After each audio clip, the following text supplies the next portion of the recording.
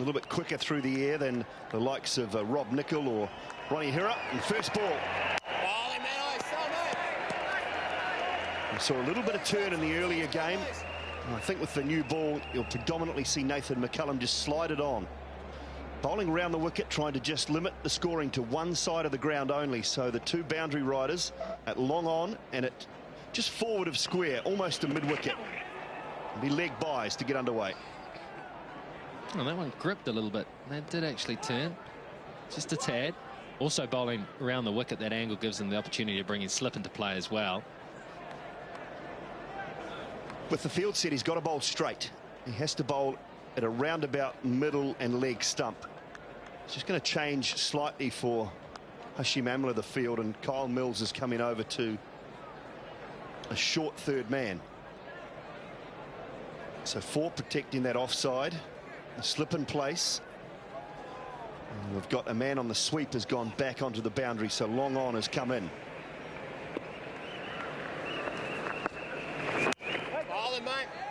And that's the reason, I think, Rigger. Amla, a very wristy player, but also likes to just lay back and back cut the ball. Uses that offside probably a little more. They'll be hunting in there too, trying to keep Amla on strike, because I know that his role will be to get Levy, the hitter, on strike. Push for two here. They should pick it up comfortably. So Hashim Amla underway. He's a quality player, Hashim Amla, in all forms of the game. He will be one of the class packages of this South African series, no matter what form of the game. Guys, good ball, man. You call him the rock in their side. He tries to bat for long periods of time, and the team bat around him.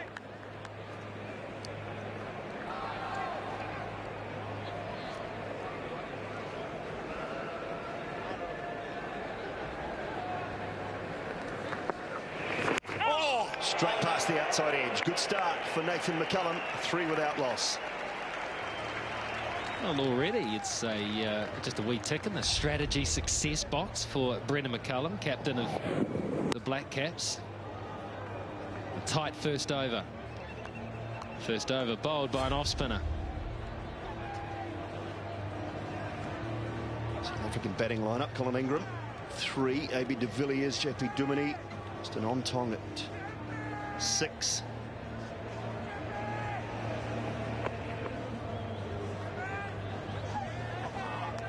Down through that order, there's a lot of batting. LB Morkel, Johan Botha, Rusty Tehran. He can certainly throw the bat at the ball. New Zealand's leading short form bowler, Kyle Mills. 26 matches. And average is pretty good. The RPO, not bad when you consider that he bowls at the start and at the end of an innings. Around about 8 is pretty good when you open the bowling and you close the innings.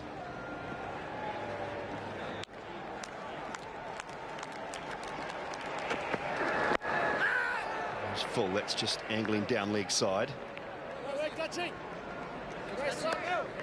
The South African batting team, with the exception of Levy, really didn't have a great game down in the warm-up match, the tour opener in Canterbury, but I think they will enjoy this wicket a lot more than what they got at Hagley Park. It looks like just a big sheet of particle board.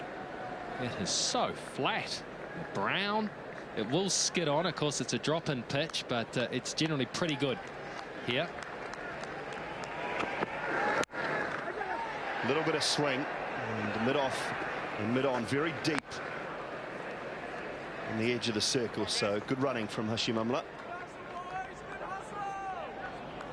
Yeah, it looks magnificent, Rigger. It's I mentioned it at the pitch report that I think it's as good a pitch as I've seen at this ground. They've done a wonderful job. Brett Sipthorpe and his staff of merry men look after both the stadium here and the Basin Reserve. They had a Phoenix game here, football match here just a week ago. Sunday, I think it was. A little bit of movement.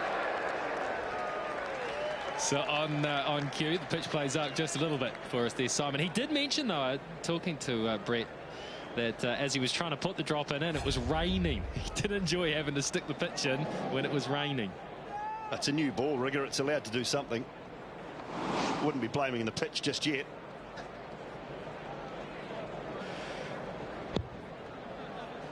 Oh, unfair. Driven again, Nathan McCullum.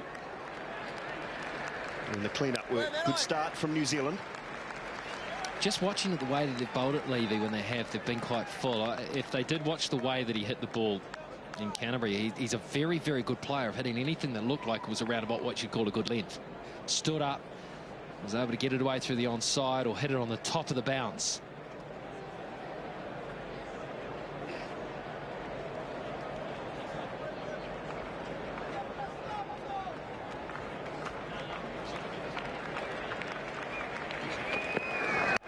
Over the top, beautiful shot.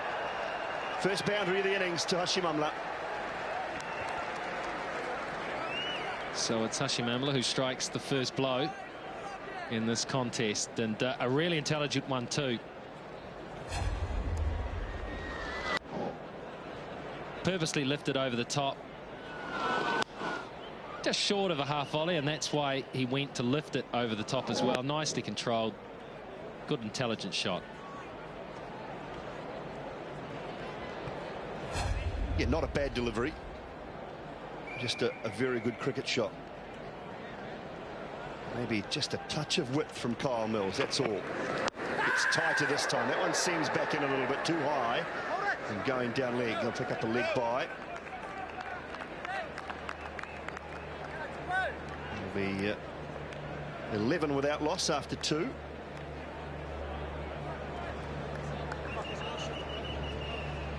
Well, you can get in touch with us, of course, and send us any questions, any of your thoughts. www.facebook.com/Sky Sport Cricket. There's a poll on there for tonight's match. Pretty simple. Who's going to win tonight? New Zealand or South Africa? The Mitre 10 poll.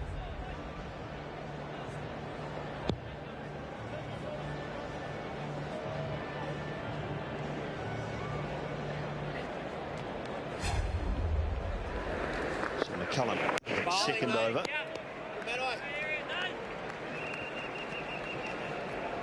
Guptill back in the side. Man, it's in wonderful form. You just hope that that rest is not going to cost him anything in terms of his batting rhythm. Yes, there is something like that. What was your batting rhythm? Pretty slow. It wasn't a quick step, I'll tell you that.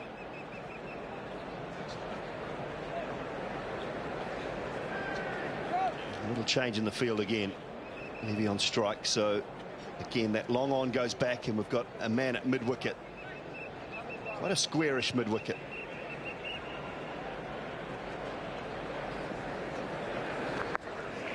Little shimmy and goes to that man at mid-wicket. Shaped like he was going to advance and then stood there and flat batted it. He's done some homework here, I think, Brendan McCullum and the coaching staff as well. And so far, it's going very well for him.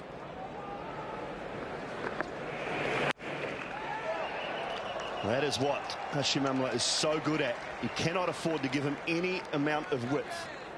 That's why the field changes and it becomes a little stronger on the offside for him. That is just a quality shot. Well, this is a great stroke. He saw he had enough time and enough width and the angle to get back, and he gave himself room. He picked out his spot. The ball was halfway down, and then he executed perfectly.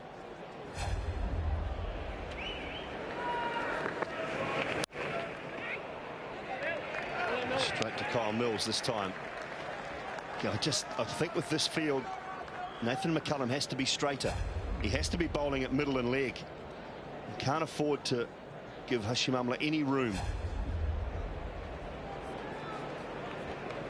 He's pushed her, now pushed her back onto the 30-yard circle at cover.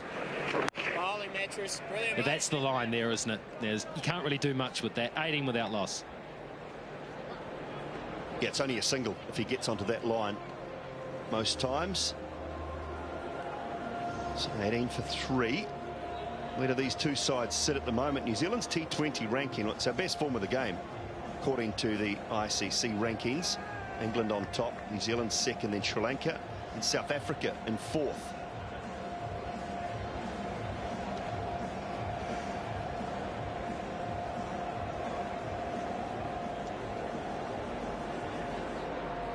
We just had The ICC rankings up, and staggering. Staggering that Afghanistan is rated above Zimbabwe in the ICC T20 rankings. Of course, Zimbabwe just having toured New Zealand, soundly beaten by New Zealand in all games. Wow, Afghanistan above a test playing nation.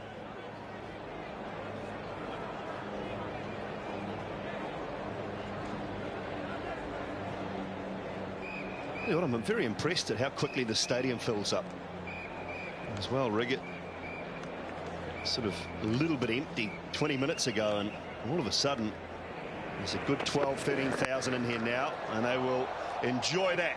First six. Beautiful timing, Hashim Amla. Outstanding. Well, we're all expecting Richard Levy to be the one that would take the charge to the Black Cap bowlers, but it's Hashim Amla at the moment, and looking very good. It's twice he's been over the top of cover, once off a slower bowler, this time off Mills. Purposely played in the air, really good stroke, and how's the timing? Well, you know he's looking for it because of where he's batting. He's batting outside leg stump. You know he wants to free those arms. It's better straight, but beautifully timed again. Chance! He's taken the stumps out as well, Guptill. Ball in hand, taking the stumps out. Has he run it out? I think he has. Be wary when you take on Guptill, because Martin Guptill is as quick a fieldsman across the ground as you will get anywhere in the world. He has got onto this like a hare. He's picked it up and he has thrown himself at the stumps, and I think he's beaten Amla.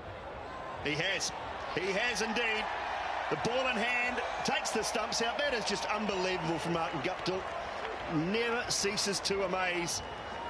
And Amla is going to be run out. New Zealand will pick up the first wicket, and a crucial blow as well. Terrific work, Martin Guptill. You're absolutely right, Rigger, when you say beware taking him on. He is so quick. Well, it's such a crucial wicket too. Sometimes you say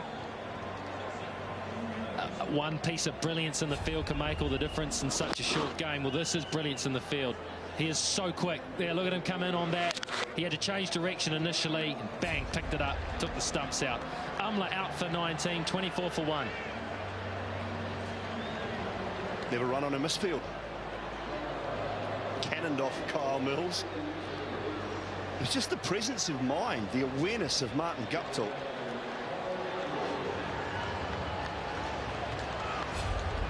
Just outstanding. You see it hit Mills's boot. And then have a look at this. Gone. You get a little glimpse of Guptill's face before he just demolishes the stumps. I don't think much is going to come from it because he's out, but Amla ran straight up the middle of the pitch as well.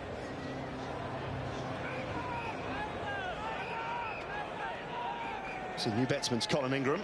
He's at the non-striker's end. Levy, well, he doesn't worry about that too much. Loss of a wicket or no loss of a wicket. He's picked up his first six. Got a half volley and put it away.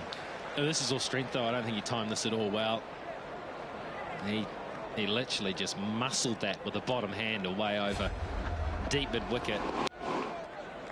Just got the length he wanted. If you're going to bowl around about a good length to this guy, you have to be very careful, because he will go to that shot. Just closed the hands a little bit, didn't time it brilliantly, but that's all strength. Certainly not lacking in that department, is he? He's a powerful looking character.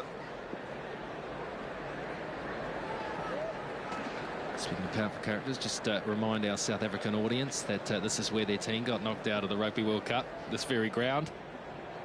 Can't resist saying it.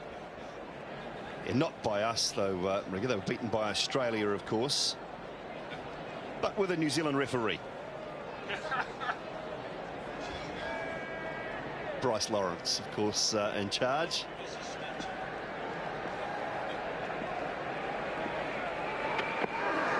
Oh, looks to the slower ball, floated out. Barry's looking for the bronze statue of Bryce Lawrence that he thought might have been erected outside the ground. In case he weren't with us for the build-up, Barry Richards is with us for this whole tour. Wonderful to have him in our country. Enjoying the hospitality already. Short, pulled, is it out? No. in between the two fielders and away to the boundary for 4. So an expensive over, although there was a wicket. 34 for 1.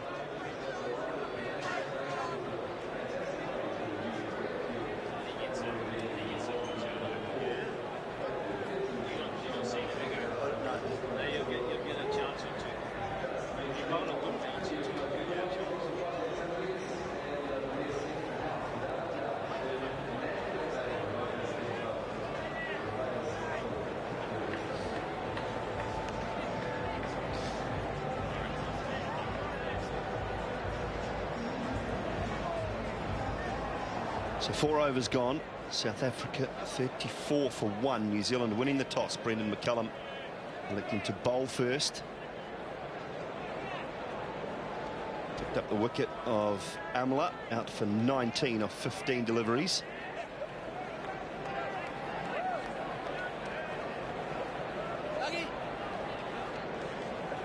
New Zealand are going to continue with Nathan McCullum. Left-handed Ingram. Oh, big appeal. Hasn't hit the inside edge. If it hasn't hit the inside edge, it is going on to hit the stumps. I think it must have. It looked good if it didn't hit the inside edge. Maybe there was some angle there. Maybe going down the leg side. Bowls from around the wicket. Quite wide. No real turn. Slides on. Oh, no, straightened. Oh, yeah. Inside edge. Good call. Well done. Gary Baxter down the wicket. That should be out. Will be out. Little juggle from Brendan McCullum. A hint of turn, and Colin Ingram's stay is a very short one. Brilliant bowling. Brilliant bowling. Classic dismissal from an off-spinner bowling to a left-hander around the wicket, dragging him down, getting it to bite and getting it to turn. Oh, this is a pleasure to watch this in T20. Look at the drift and the drop and the turn. I thought this was T20 cricket where you just slid it on, tried to cramp the batsman. That's pure, that is. So Ingram deceived, out for a duck, 34 for 2. Well, we haven't seen enough of this from Nathan McCullum lately, Rigger. I believe he has got a little bit too quick at times, and that is superb. Everything you described there is absolutely outstanding. The bounce, the turn. Brendan McCullum doing the rest. I'll tell you what, McCullum was lucky that bounced up in front of him, because it was the bounce that I think meant that he fumbled it in the first place, but it just bounced into a nice position for him. Bounced over the top of the stumps. So all he needs to do was regather it. I wonder if we'll the South African captain, AB de Villiers, comes to the crease. A very good 2020 player. Just wonder if we might see, with one more over left in the fielding restrictions, more spin.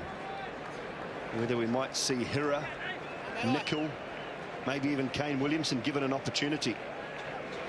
Well, he's got 4 genuine spin options, hasn't he? So he can bowl McCullum right through. There's a spell of 4 here if it's going well.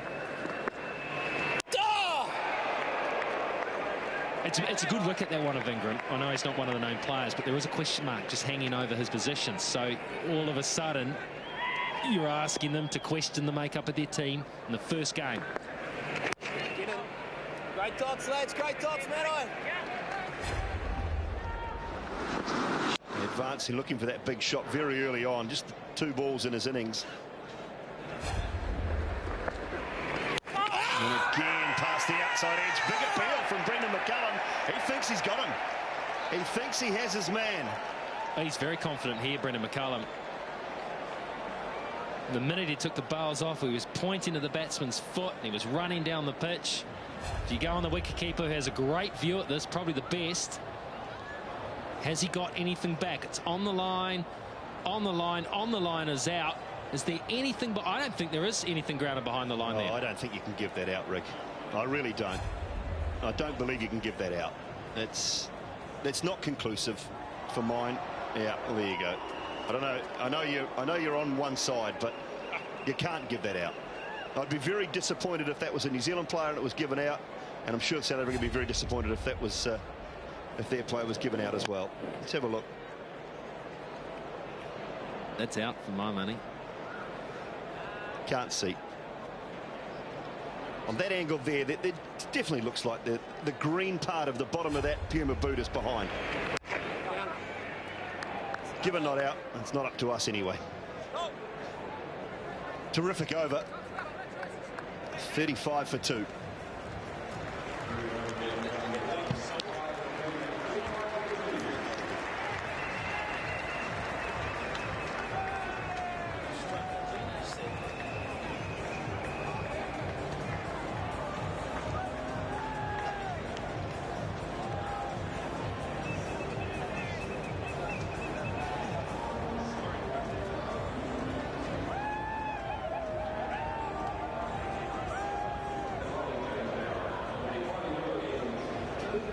So 5 overs have been bowled here at Westpac Stadium in Wellington. First of 3 T20 matches between South Africa and New Zealand. South Africa batting first. Time for a change in commentary. Harry Richards, and alongside him, Craig McMillan. Thank you, Simon. What a start by New Zealand. Just what they needed. Tim Southee into the attack to replace Kyle Mills.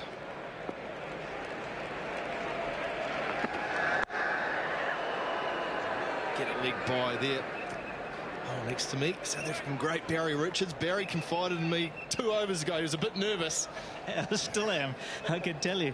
It's a very, very important game from a South African point of view. They'd like to get away to a good start, and certainly with Amla being run out, he looked like the man who was in a bit of form. He realised that Richard Levy was struggling against the spinner, so he took it on himself, but then he took on Guptill and paid the penalty.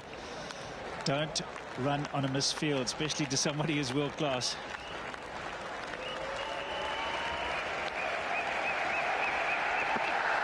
Short. Oh, he scorned him.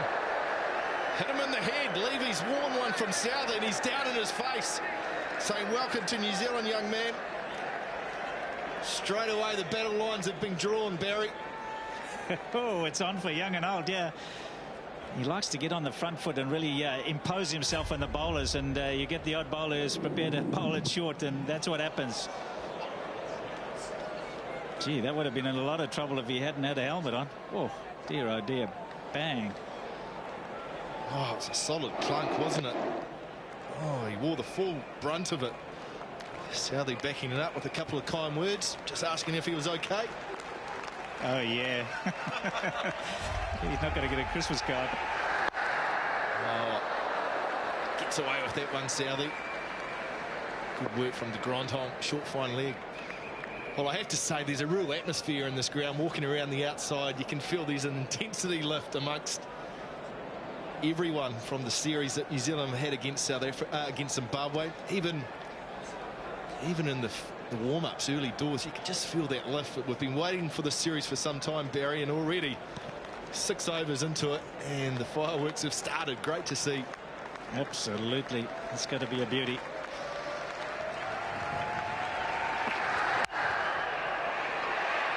I guess a lot rests on the South African captain, AB de Villiers.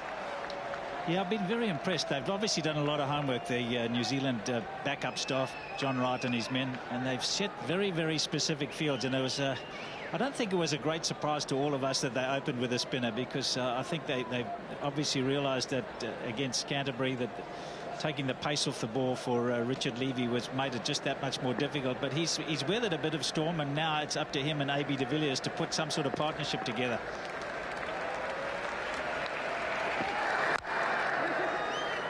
He's quick. If he hits, he's in trouble. Oh, that was close. Really close. As quick as AB de Villiers is, I think he might have been in trouble. Gone. He would have been gone. Really going quick here. No, he was gone.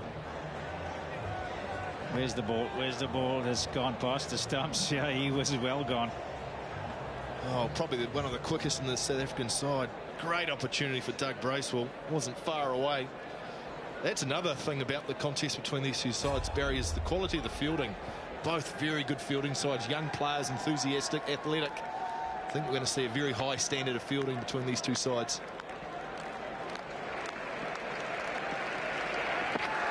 Steps away in the air. There's a man back there. Bracewell underneath it. Takes the catch. Southee wins the battle. The danger man, Levy's gone. New Zealand have got their 3rd wicket. Alex, you see Southee right with Levy that's a big wicket. And there was a little bit of bar play just afterwards. He tried to take him on, didn't quite get it in the middle. Bat turned in his hand, and Bracewell took a nice, easy catch, but there was a lot of bar play. Here we go, and McCullum was quick into it. He really pulled his man away. He realises how important he is. He doesn't want him to get him banned, and Richard Levy out for 13. Unlucky for some, 38 for 3.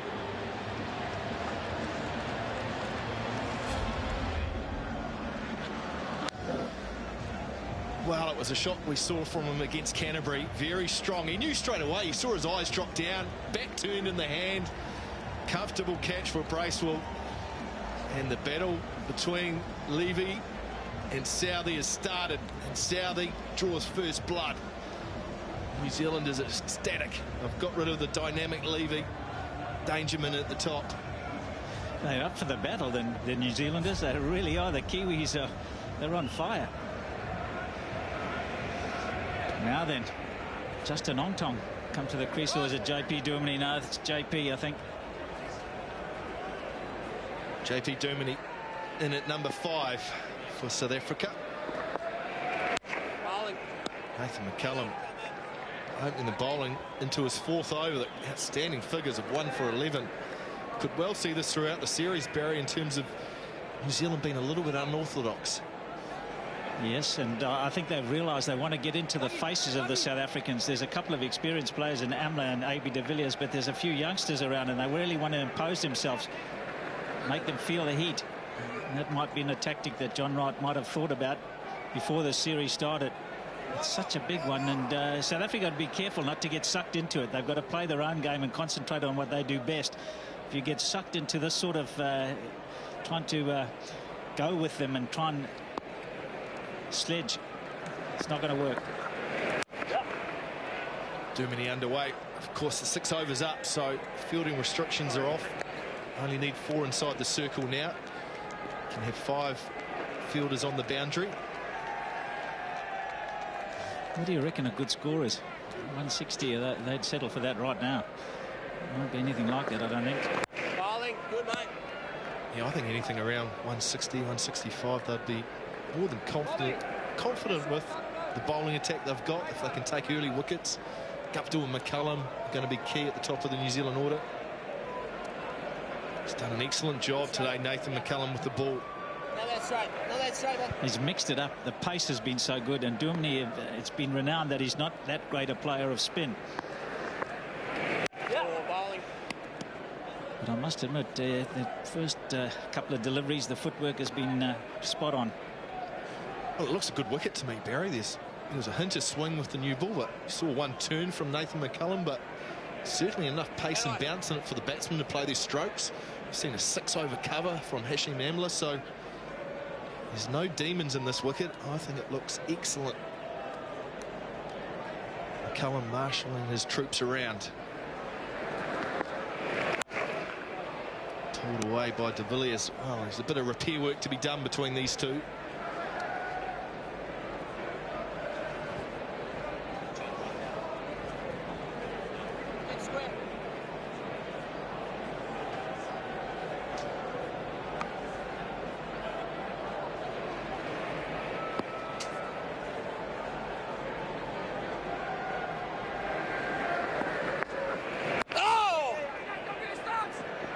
A single. 6 off. That's the end of Nathan McCullum's spell. Excellent spell from the New Zealander. 4 overs, 1 for 16. South Africa 44 for 3.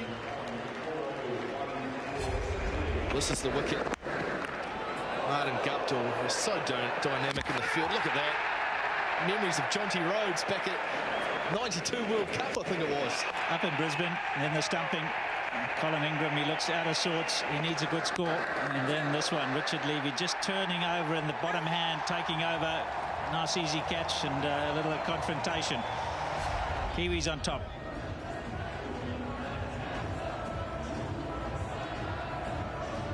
I just wondered whether maybe the New Zealanders have singled out a couple of South Africans, Barry. They've said, right, 2 or 3 guys who are going to be important. Levy's a big hitter in that side at the top of the order.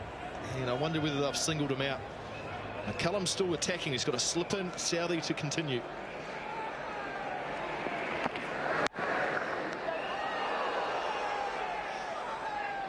What makes you think that they're trying to target him? Southee was down there in a flash. As soon as that went in the air, he was standing next to him. Do you know which way the dressing room is, son? It's a long tour, though.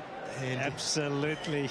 He's 5 weeks to go, Tim. He's a dangerous player, so he's gonna get some runs at some stage. But at this stage, Southee certainly points ahead.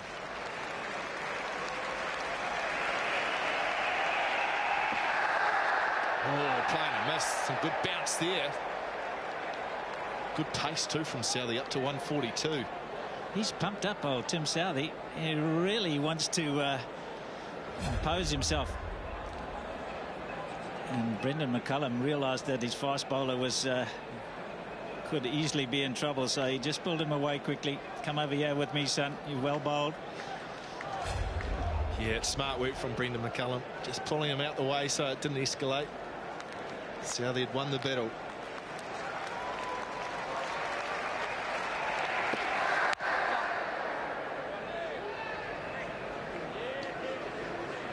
Apart from a little Amla period where there was some boundaries, they've got them really well covered. The field placing has been absolutely excellent. Obviously your bowlers have got to bowl to it, so they've done lots of homework, the Kiwis. Tough job for these men. You've got to be really on your game.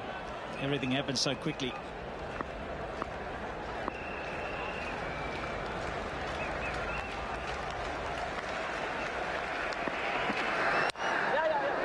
Short from Southee, pulled away. Duminy will just get the one. Looking through the lineup, Barry, and you don't have Callis or Graham Smith, it leaves quite a big hole. So then the experienced players are the likes of De Villiers and Duminy and Amla at the top. But you take out Smith and Callis, it leaves a real hole in that lineup. Absolutely. I think Jacques Callis, he plays a lot of RPL and he's getting much better at it. He in fact opens for his RPL team and he's played really well the last year. I think initially probably not, but now I'd be tempted. And also David Miller sits at home. He's a big hitter as well.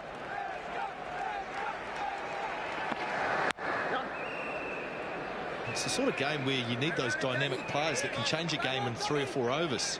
And I just wonder whether Amla is suited to this style of game.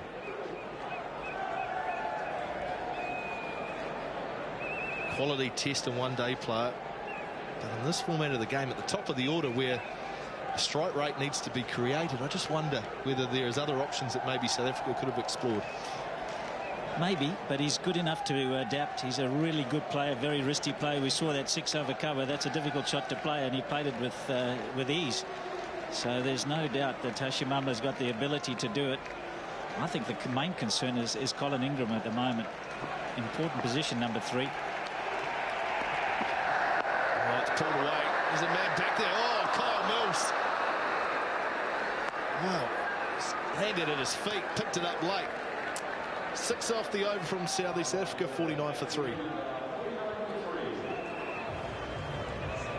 didn't see that, did he? Pick it up again. Started maybe out of that yellow seating at times.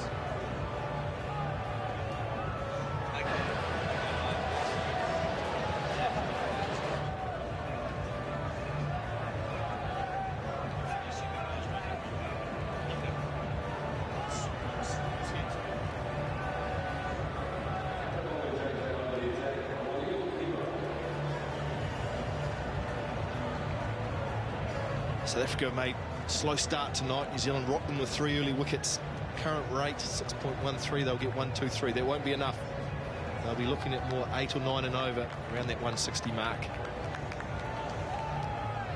Yeah, the benchmark seems to be 150. Once you get to 150, you feel you've got a defendable total. Anything less than that, you go out into the field thinking, whoa, have we got enough?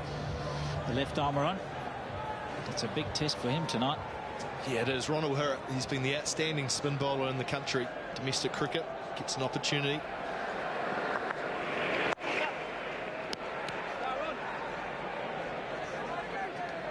Up for South Africa in the 9th over. The one thing that these two will do well is run between the wickets. They're both very, very, very quick. and they'll need to as well. And there's that hook shot off the top edge. I don't think Carl Mills initially picked it up. Just a little late getting there.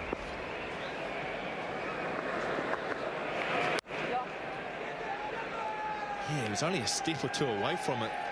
And it is quite a hard ground at times, Barry, to pick up with the yellow seating and the way the crowd sit. It is very difficult with that sun at times when it comes hard and flat.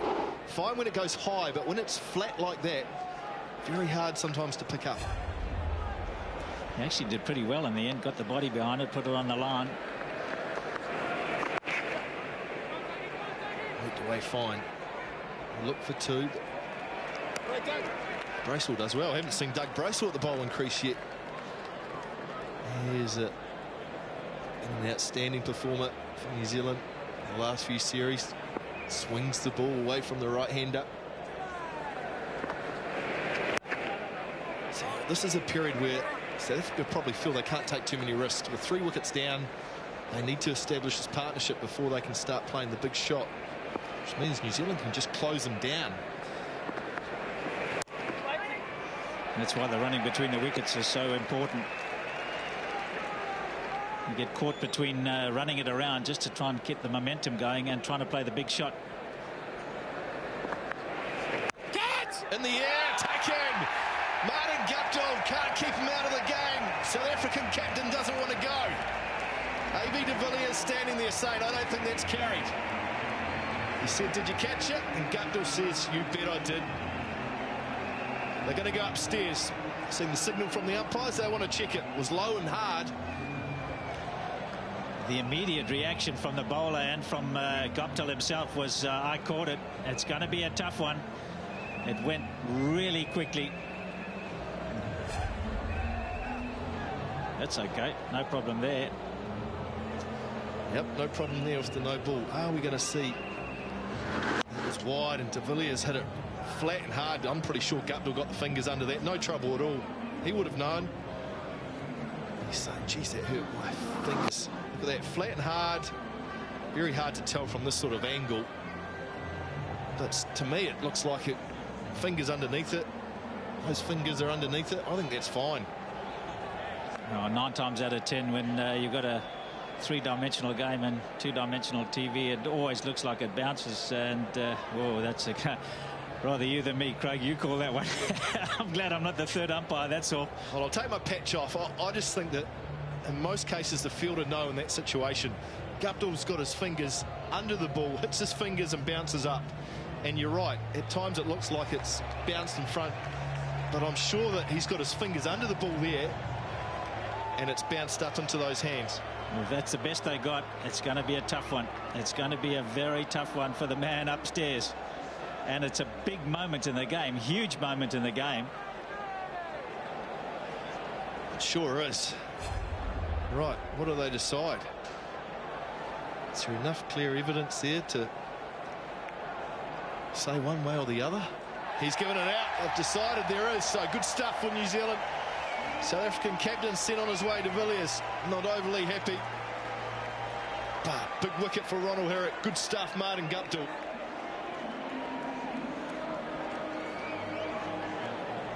Well, that's the first time I've seen it when it's been that much of a delay. 9 times out of 10 it goes with the batsman. This time it hasn't. AB's got to go. His team's in trouble. South Africa 52 for 4. Not even half the overs gone. Hit very hard. Good field placing, mind you. It's a gutsy call to have the fielder that close to somebody like AB de Villiers. Bowler was certain. Guptill was certain. AB not so certain. No, he wasn't, was he? Didn't go for him. That was a good position because you're right. Guptill was in close, trying to save one and in a catching position as well. So Justin Ontong in at number 6 for South Africa. Important role to do now with JP Duminy. Well, what do? You've got to set a target of some sort, so you can't really go after the bowling.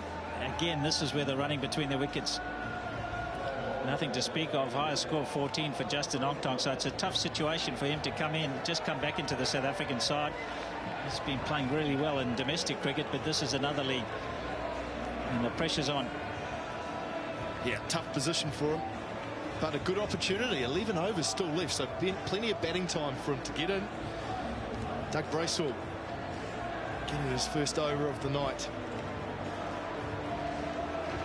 Been very impressed with the New Zealand bowling. They've mixed the pace up. They started off with a spinner, but Nathan McCullum bowled so well, mixing the pace. Now it's Bracewell's turn.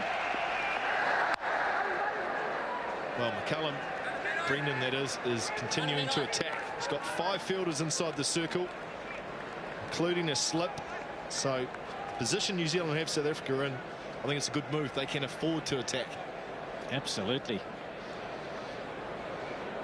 Justin Ontong's just come to the crease. He wants to feel the ball on the bat. He wants to make sure that he gets the balls into the gaps and take singles, and McCullum's denying him that. Oh, too often I think Barry captains just sit back and happy for singles to be taken, but batsman gets confidence and then starts hitting boundaries towards the end, so it costs the side. McCullum saying to both these South African batsmen, there is no easy runs out here, no easy singles, you have to take a risk. Yeah, delicate balance, isn't it, as a skipper? And it's compounded by the fact that you're keeping wicket as well, so every ball is very important. You just never know what the sort of a nick here is very important. You've got to catch it, but you've also got to think about your field placing. You've got to think about your bowling changes. He's done a wonderful job up to now. And it's strange, you don't often find it that the two skippers are keepers as well.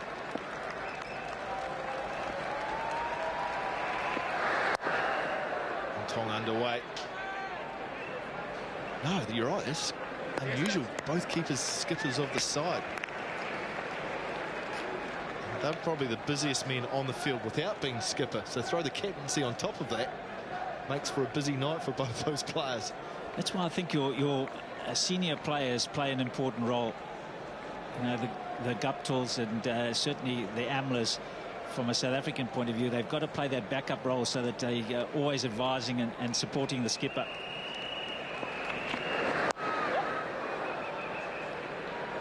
Absolutely, they need more than one set of eyes, don't they? They need everyone to be looking and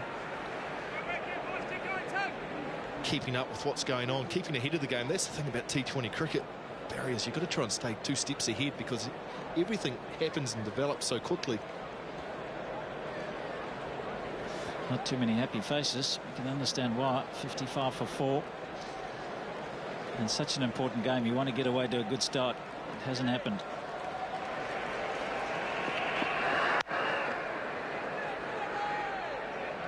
New Zealand will be more than happy with this. Giving away singles, chewing up the overs.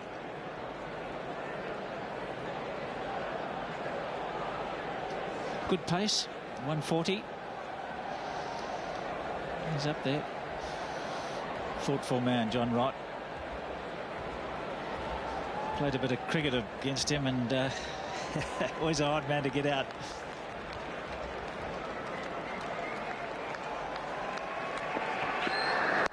Oh, but a swing from Bracewell. Was there a shot there?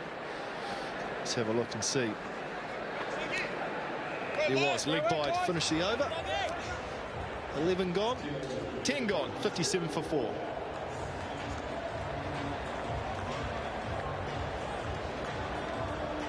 So, South Africa being sent in by New Zealand. Got a bit of a start at the top with Levy and Amla, and then they've lost 4 wickets, 57 for 10 at the halfway stage. Welcome into the commentary box, Ian Smith. Yeah, thanks, Mac. I've been sitting at the back enthralled. This has been a fantastic start for New Zealand in particular, but atmosphere-wise, cricket cries out for good crowds, and they've certainly got one here tonight, and they've got an occasion befitting these two sides. The last 5 overs, only singles have been scored. Until there, maybe. No, that'll only be 1 as well. Well, they're going to come back for 2. Dive, son, dive. Oh, boy. Wow, could it be another one? I wouldn't say New Zealand are over the moon confident about this one. Well, Jimmy Franklin did wonderfully well at mid-wicket, but he had to throw off balance, and it's just whether he had enough pace on the throw to put Ontong in trouble. I'm not sure he did. I think Ontong might have just made it. Yeah, well, generally the fielders probably get the best indication. And you can see a direct hit might have been interesting, but he just had to do enough to enable it. Ontong got home in the end with ease. So he breaks that run of singles. Again, though, another risk. It's a real risky run for South Africa. I think that's one of the things when you haven't played cricket for a little while. You've got another close one.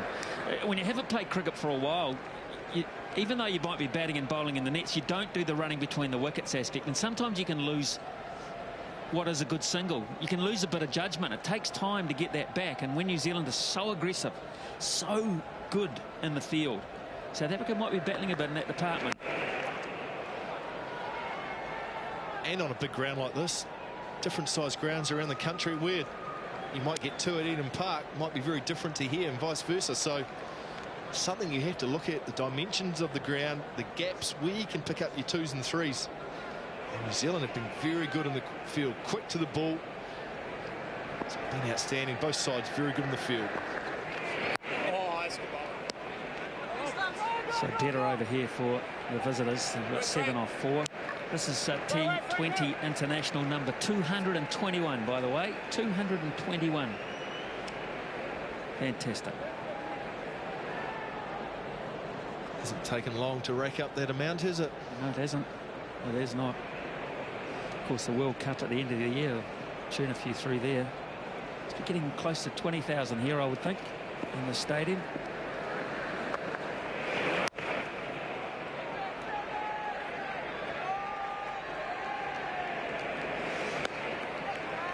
New Zealand women played the English women, and sort of a curtain raiser, and New Zealand were rolled for 80. Well, made 80 in their 20 overs, and England chased that down quite easily. So 1-0 in that 5-match series.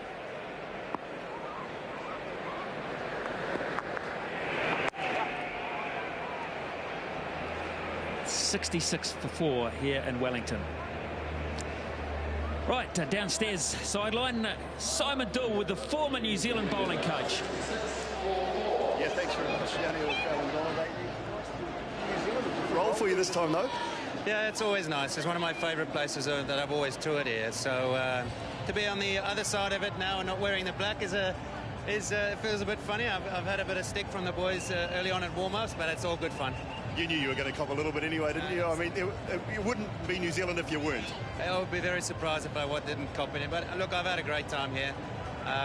You know, when I had a call from Gary to take up this position, you know, it was very, very tough to turn down. I mean, we became good mates with John Wright, became very good mates with a lot of the guys. So, but you know, it's always something that I've wanted to do, work with South Africa, and here we are now.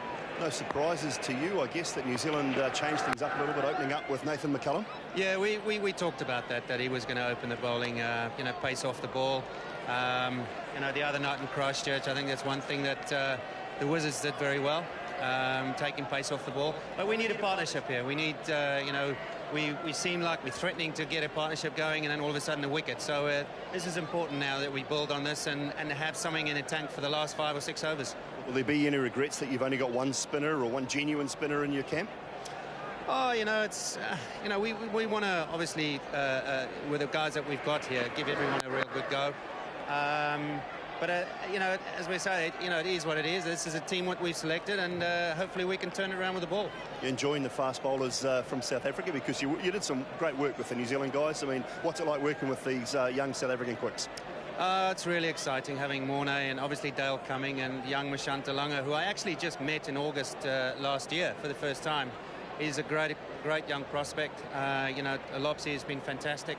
But yeah, I mean, there's some good youngsters coming through, and also seemingly that some of the black caps, a lot of the young guys coming through as well. So, but I mean, I'm really enjoying it and looking forward to it. All right, pretty close one out there, boys. We'll say a big thanks to Alan Donald for joining us. We'll see you throughout the rest of the series, and we'll go back upstairs. Yeah, thanks, Alan. Thanks, Simon. Yes, it was relatively close, although South Africa made it in the end. But it just shows you that New Zealand are not letting up. No respite. No, they've been sharp in the field tonight. At times came Williamson at point. They've definitely lifted the intensity in the field. No doubt about that. Good signs for the series.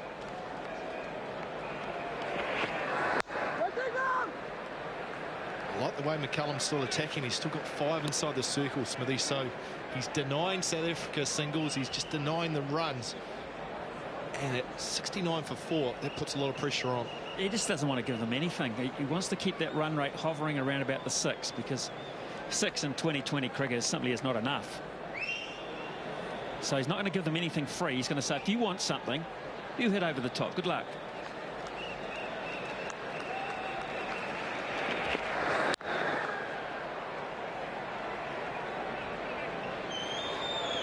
Well, New Zealand against Zimbabwe, they looked in the last game, I won't say jaded, they just looked a bit flat. It's almost as if they were preparing mentally for what was around the corner.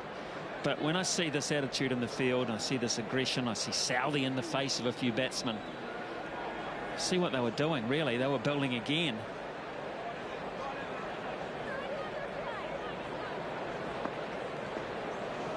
And Martin Guptill, well, is he ever anything but high quality? Thrashed through the offside, but just the one. So just the 5 singles in the over. That's 12 gone, 71 for 4.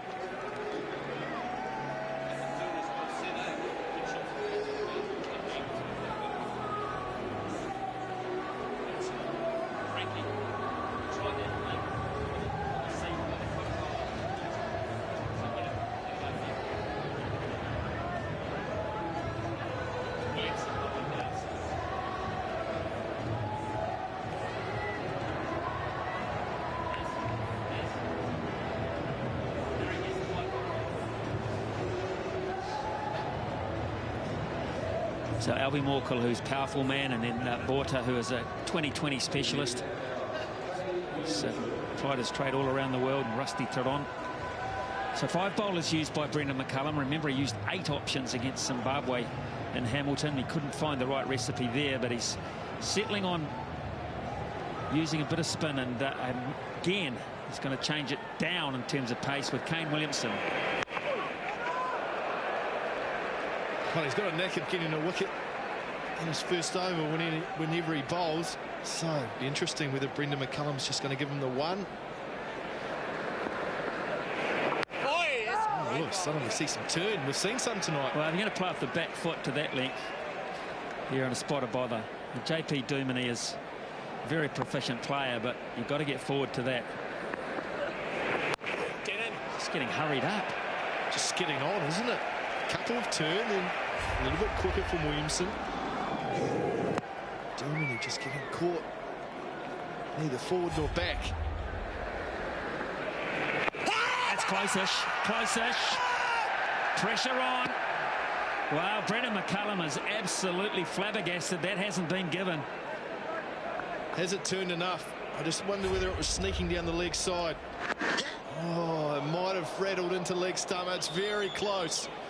It's one of those ones that can go either way. We just can't get him. Duminy, just a single off 5 deliveries. Just to have a look at this again. Pitching on off, going on to hit. Middle and leg. Wow. Dodged one there, JP. Well, it did hit leg stump. Got a bit of middle as well. He has dodged one there. You can see why Williamson was so keen in the appeal. Just the 1 run off the over. Great over, Williamson. 72 for 4. Select one of the following mega hits to be in to win with Mitre 10 Mega. Hamilton Masakadza. Brendan Taylor. James Franklin. Text A, B or C to 414 and enter the daily draw to win a $200 gift card from Mitre 10 Mega and Mitre 10 stores, and the grand prize to the value of $2,000.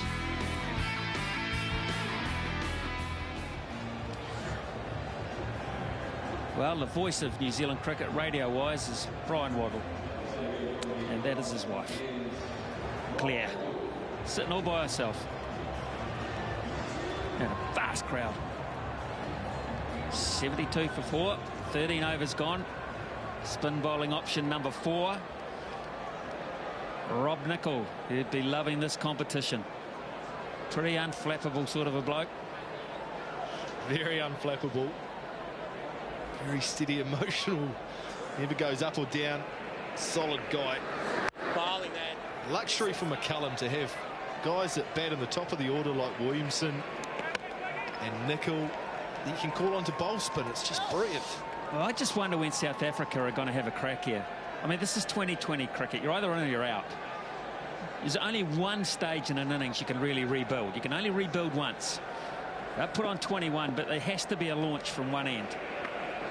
And that might be the start of it, but the hero will cut that off. They'll get 2. But really, I think a 6 and over ain't going to cut the mustard. It simply isn't. Well, you're right. And I think that's where Duminy has to take responsibility and say, I'm the senior pro. I've been in for half an hour. I've got Morkel still in the shed who can hit the boundaries. One short was called there. Yep, and that was Ontong. Ontong was the guilty party. He hit the reverse sweep and didn't touch his bat down in the right place. Short, got to go behind the line. Didn't do it. McCullum gets him. Athletic stuff. Absolutely athletic, and he's turned it down. Well, New Zealand were absolutely sure. McCullum can't believe it still. What's this come off? Oh, sure, it just came straight off the glove. Athletic from McCullum. Let's have a look at this. Oh, my goodness. That's hit. I think that's hit the bat and the glove. It's hit at least 2 things. For mine, that's just a rank bad decision. It went nowhere near pad or body. It was simply, let's have a look here, nowhere near pad or body. Crowd are seeing it now. They're saying off arm. Well, to me, it was bat.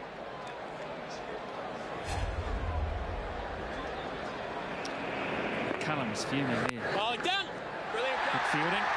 Who else? Martin Guptill. 75 for 4. Well, Dooley, this is some atmosphere. Cricket doesn't see this very often in this country. Oh, absolutely outstanding down here, Smithy. We've got a great crowd in behind us here. These guys are absolutely loving it. What I can tell you, mate, is that the trains were late. The trains are running late tonight, so they're not even all in here at the moment. These guys are enjoying it. I might grab a chip. Oh, there's none left. I dropped the chips. It's not the first one I've dropped, though, Smithy. Absolutely brilliant to be here, though. It is certainly wonderful tonight. Dooley, how are you reading the game from ground level?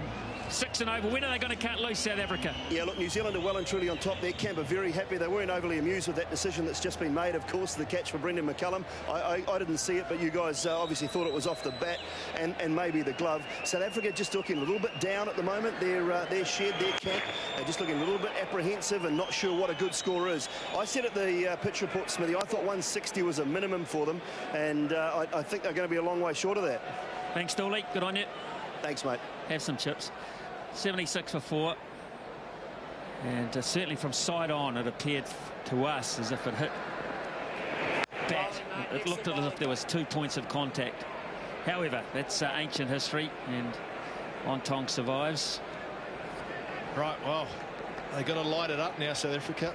The rebuilding's been going on the last 4 or 5 overs. They have to find the boundary rope. They need some big overs. Well, here's one. That is straight out of the meat, and 25 rows back.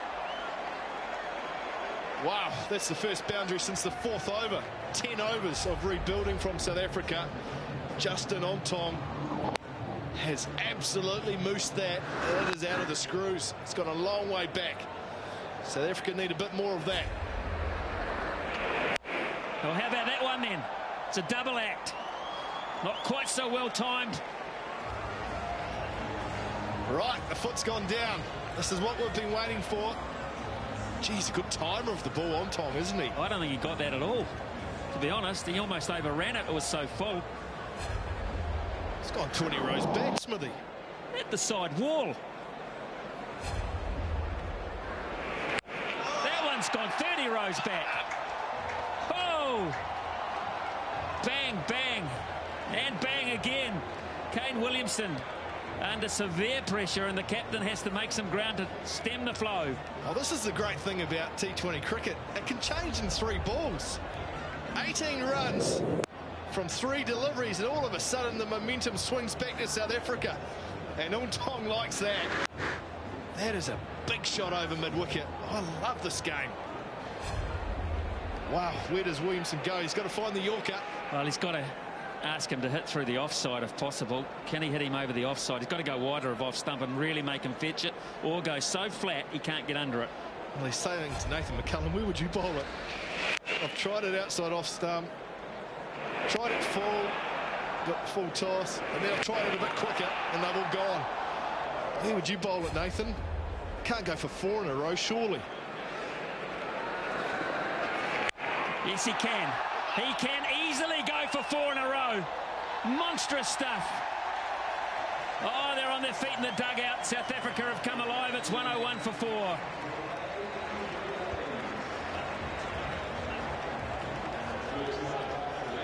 Wow. 26 off the Kane Williamson over. South Africa have signalled their intent. The foot is down. The afterburners are glowing. And Justin Ontong has just moosed 4 big shots over mid-wicket. Williamson knows, shakes the head, he knows. Look at that over, 26, that is a skyscraper like none other. 4 red dots, 44 without loss in that 5-over break. 5 overs left in this innings, and New Zealand go back to Tim Southee, the most experienced death bowler, to talk you through the last 5 overs. Barry Richards with Mark Richardson. Thank you, Craig. Yeah, what a momentum shift. What a massive shift of momentum. All of a sudden, a big finish looks on. All of a sudden, 4 wickets actually looks like wickets in hand for South Africa. I can't talk. It's changed so much. 1 over, 4 huge hits. Bit of controversy the over before. Williamson goes for 1 in his first and 26 in his second. What a game.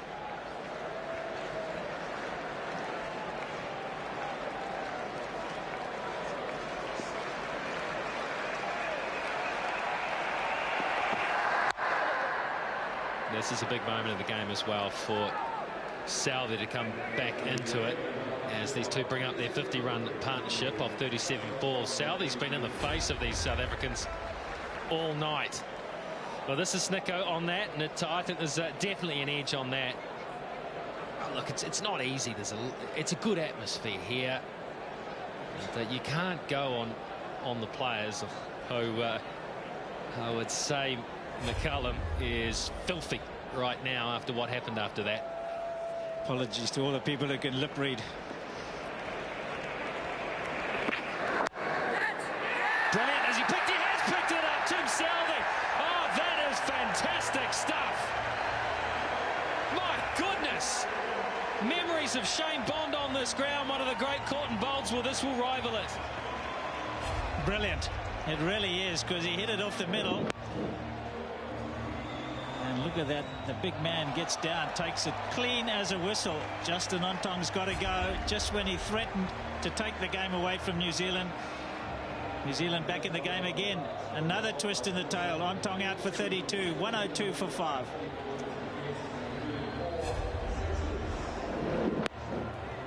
It wasn't flying back, but it was dying on him. They showed how agile and athletic he is there, Tim Southee. That is a brilliant catch. Made actually look pretty simple in the end. Yeah, he was lining it up, was Justin Ontong, and Tim Southee bowled it beautifully right in the block hole. So hard for you to get it up and over, and I think that's what he had in the back of his mind. And in the end, he chipped it back. Levy Morkel, big hitter also. Yeah, big strike rate, that big career strike rate. Just the man to come out in the situation. And he has got the ability to finish this innings off and get them up to something around 150. I just wonder how much homework they have done. Will he get the short ball very early, within 1 or 2 deliveries? Is that the place, is it? That's what they like to do with fast bowler v fast bowler.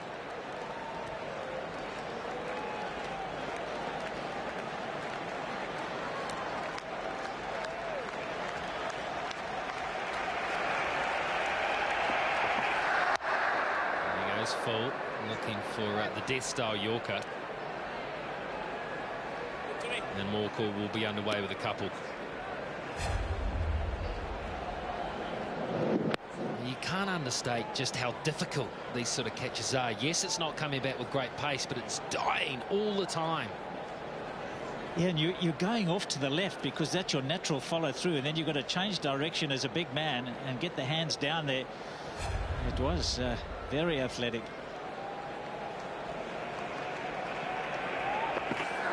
This time he goes short and he's swatted away on the onside. One bounce, nearly carried. Nathan McCullum was making good ground on that. I think Levy was expecting it too. He was waiting there. He cleared the front side and he was waiting. He knew it was coming.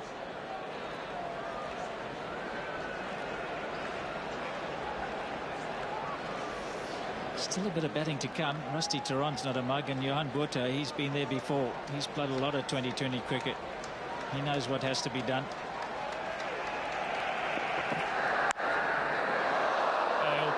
He'll pick up runs here. Rather lucky. It would have been a wide had he missed it, but he'll take the boundary. That's for certain.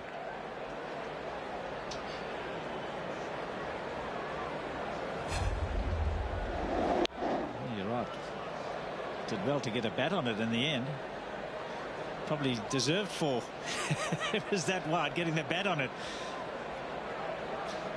That's a rather hopeful dive from Brendan McCullum as well. He was absolutely nowhere near that. A for effort, though. That's what all the Black Caps as a unit have given this evening. They have really been on in the field.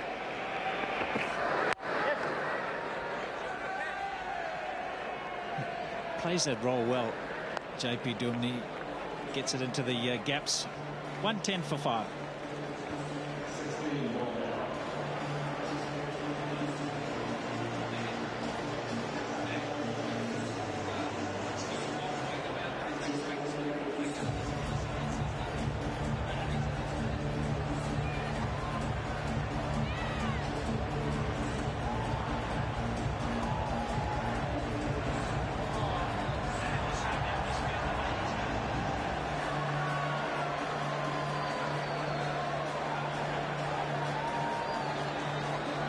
The important partnership between Duminy and Ontong has been broken. Caught and bowled by Southee, but a big hitter in Morkel is in there right now. Botha can bat. Theron apparently can bat as well. There's 4 overs remaining. A lot of spin used. A lot of spin had been successful until 1 over from Williamson. The experience of Mills comes back into the attack. He's been rather taken to today. He's got to put that out of his mind and finish this job off. He can bowl out here and bowl through to the death. And he goes full and into that block hole length immediately. So a good start by Mills. Where are we going? Rigger, where are we going? I don't know where they're going to, what they think a decent total will be. I think they'll try and have 150 in the back of their mind. That's always what you feel is defendable, especially with a good bowling attack that South Africa have. It's a different sort of attack, though, isn't it, from what the New Zealanders use with the abundance of slow bowling. The ball has stuck in the surface just a little bit. I don't think it is that hard. So something around 150 could be quite a challenging total. They'll need a big finish, though, of course. And they certainly will. He can do it. Levy Morkel. Just wonder if they regret leaving Robin Peterson out. The left armour, a lot of experience. Smashes that through, and that should go for 4. Yes, it does. Wasn't a particularly good delivery, that, from Mills.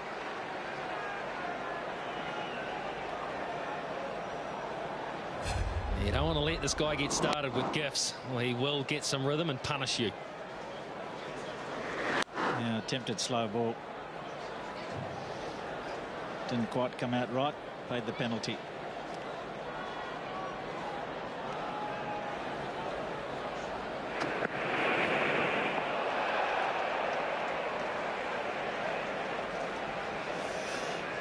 A little bit of movement there.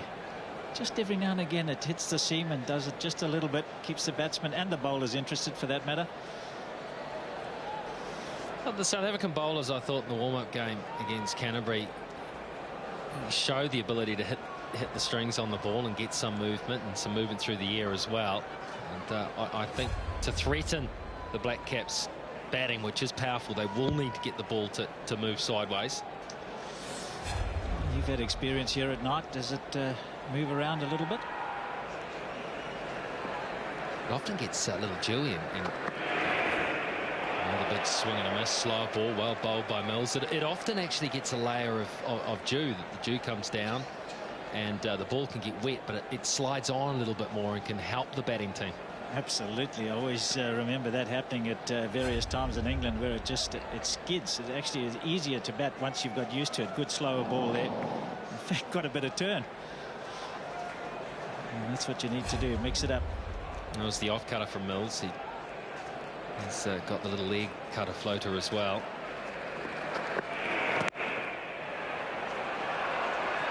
That's a good single. I think you'll find that Duminy would want to try and bat till the end and just nurdle the single around and give Levy, Morkel and the big strikers, Guptill and Tehran, the bowling. It's good over this too from Mills. He'd gone 2 overs for 22 before this. He's come back. He's gone for 6 off 5 at this stage of the match. That is excellent. He's got to finish it off though. And he'll be searching for the Yorker ball. Gets it full and straight. A good area.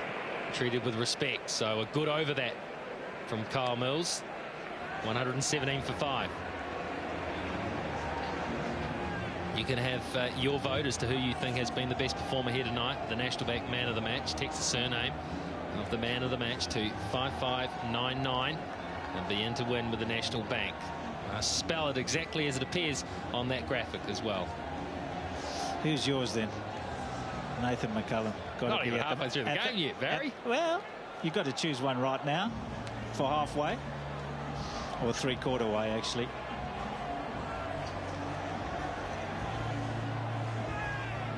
Tell you what, here's one slightly different. I think it's been a pretty good display of captaincy so far from Brendan McCullum. True, he's done well. Not an easy job to keep. Think about field changes. Southee again. Can he finish it off? He's bowled well. Yeah, he's been good too. 2 for 16 from 3. Good shot. Clever shot. They often do this when fine leg is up. And that is done very well indeed.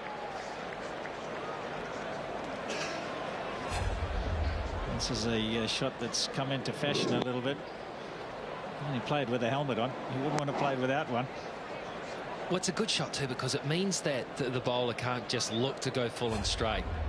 You ask him then to think, well, I've got to then maybe bowl a bouncer or bowl the slower ball. I'm going to have to mix it up.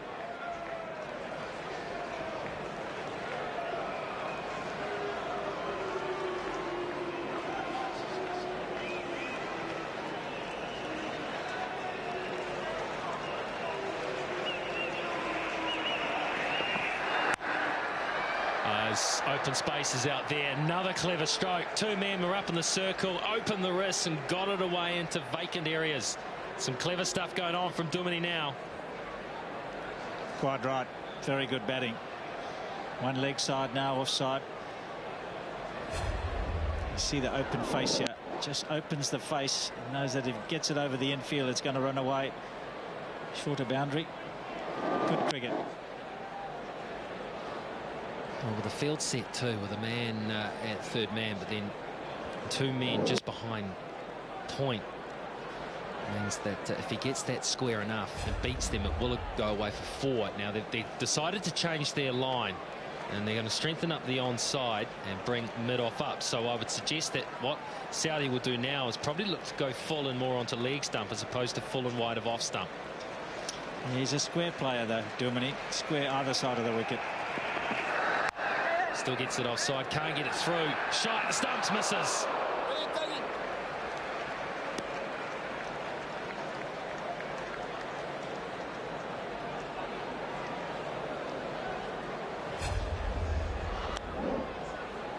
Backs himself all the time.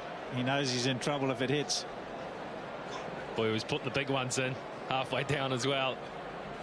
He knew that Bracewell was back on the 30-yard circle, and there's always a chance of a single there, but I don't think he realised it was travelling so fast to him.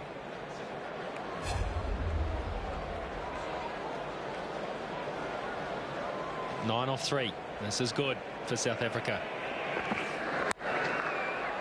Boy, that's even better. That's well stopped. That was absolutely rocketing out to Franklin there. He's done really well. I'd like to have timed that and put the speed ball from the bat till now. That went like an absolute rocket. Went to his good hand, being a left-hander, and he did well, James Franklin.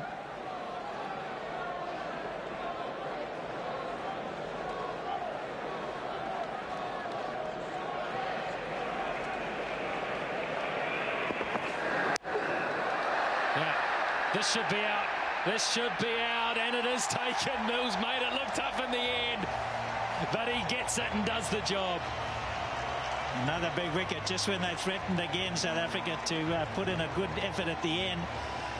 Bounced it from Southee. Mills didn't spot the first one, and one bounced just in front of him. This one, he made a little bit of a mess of it, but Duminy in the end has got to go. Looking for the full delivery on the front foot, and Mills, where is it, where is it? Whoa, just got there. It's a helicopter job. Out for 41. Well played. 127 for 6. Yeah, have a look at Mills here if you can see him, because a number of times he thought he was overrunning it, then he stopped, and then he thought he was overrunning it again, and then he'd underrun it and had to dive, and a big sigh of relief when he took it.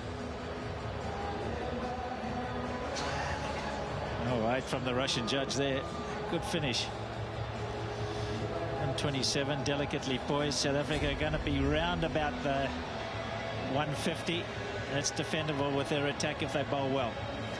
All right, Johan Water, those are reasonably good reading, those figures. An average of just under 20. That's okay at a good strike rate. So here's an all-rounder.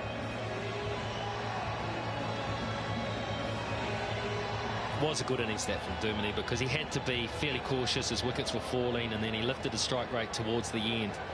He couldn't finish the innings off, but it was a good performance. And Southee's turned in a good performance as well. He's got 1 ball remaining in his 4 overs. He's taken 3 wickets, 3 for 26. He's been aggressive. He's been in the face of the South Africans through the whole innings.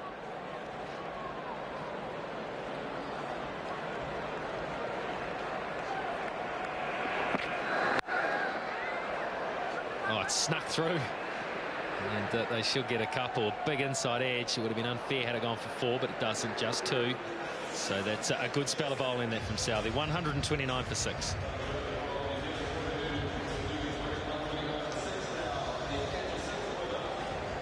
Well, this is the first international of the tour. 2 more T20s after this, going to Hamilton and New Auckland, and then into 3 one-day internationals.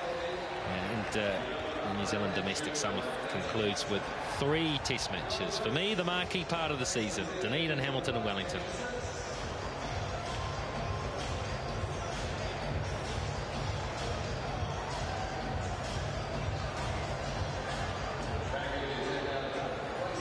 (3-3-3). That's the format, and the international games. And a good one too. I reckon most tours should be that. Just had Australia out and South Africa, 2 test matches, 1 each, and they go home. Everybody disappointed.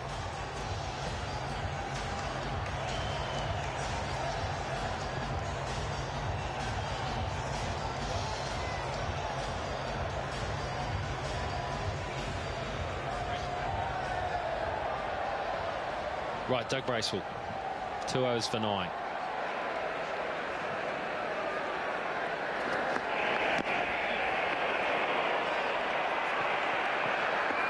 Good run. Very good run. There's a new rule coming in, Rigger, about protecting your stumps, and you've got to hold your line. And that would have been an interesting one if it had hit him. What would the umpires have done? Well, I'm looking forward to see the first person who was given out a stroke in the field, because this is the old style of doing it. No, he held his line. Very clever. Yeah, you'd never. You got the Black Caps have no case there. No, Buckley's. They wouldn't have got it.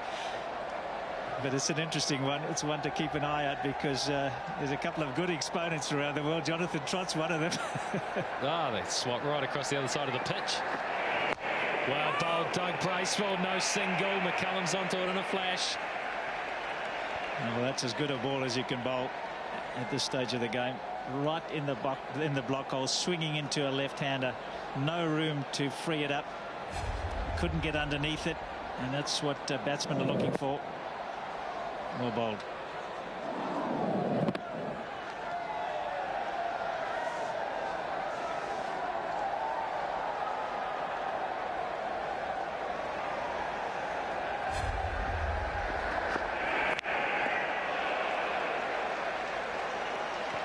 You get overexcited in situations like this, and you're looking for boundaries and boundaries and boundaries, and you miss because you're so pumped up about it. And I think that's what Gian Boot is going down the wicket to say, listen, just get the bat on it. We've really got to get some runs. We've got to get up to the 150 mark. Well, it looks like Morkel is just trying to hit everything. If he sees the ball, he's trying to hit everything over towards long on or cow corner and having to fetch it too much. Yeah, and he doesn't move around in the crease, so he's static position. Now he goes offside. He'll just pick up a single. I just got the feeling he was just limiting his stroke play to the onside, thinking onside and missing out on offside opportunities. And he's not happy. He's a little frustrated there. It's got to be a hard game to come in and just start hitting. Very, very tough. Mind you, it's just as tough when you've got to bowl at the death. That's not an easy task either, when you know that they're going to be looking for you. 2 from 4 off this over. And he gets another one through, and he gets it through with good pace too. Yep, 141. That's very handy. That was on him quickly. Big, tall man. Bowls the heavy ball, as they say. The Black Caps have bounced back beautifully after some momentum was gained. Young Williamson was taken to. They regroup. McCullum made some bowling changes, and he's been backed up.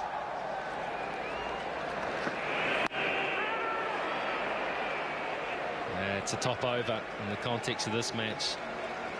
Just 3 from it. 132 for 6. Yeah, disappointed faces behind. They were hoping for a little bit better than that.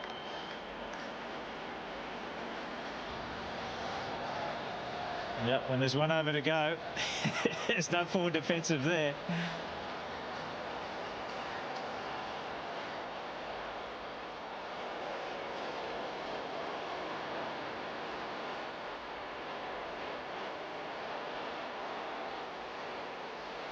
One over remaining.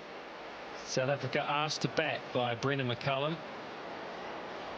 It's really been ball dominating bat for the most part of this innings. It's been a little bit there for the medium paces off the seam, and a little bit of turn as well.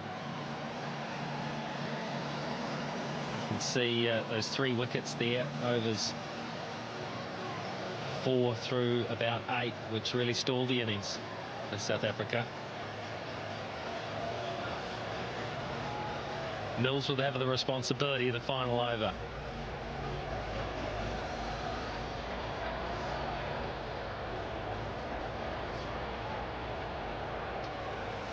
Only 12 boundaries have been hit in the context of a 2020 game. That's not a lot.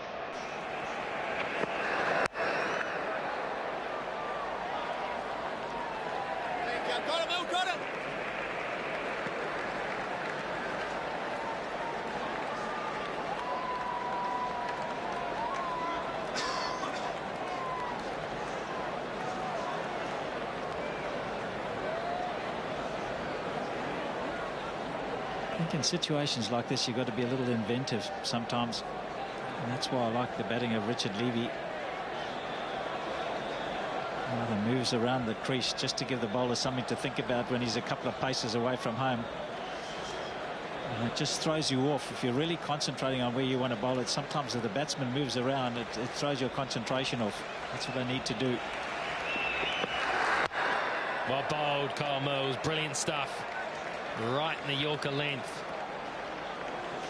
Well, you see, if you'd gone back in your crease, if you can back yourself, then that becomes a good length ball and you can get underneath it. That's what Levy does. I know that it's a big ask for batsmen down the order, but when you know that that's where he's trying to pitch the ball, you've got to try and be inventive and get away around it.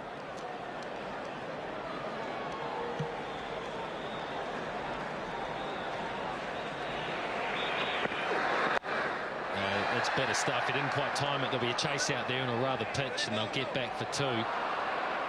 And they do finally pick it up. But that's good, clever batting for a Border, because he would have looked at the field set. No deep third man, no fine legs, so he knew the bowling was going to be full and straight and looked to play the ramp. Now they just changed it a little bit. It's a little bit of cat and mouse. No harm done with the misfield there. So third man goes back now. And he goes onside again, and he goes well, and he'll pick up 4. Clever shot. That's his area. Backs his eye. 140. Not yet. They're not in tears yet. But there's a job for the bowlers to do. Slower delivery, well played.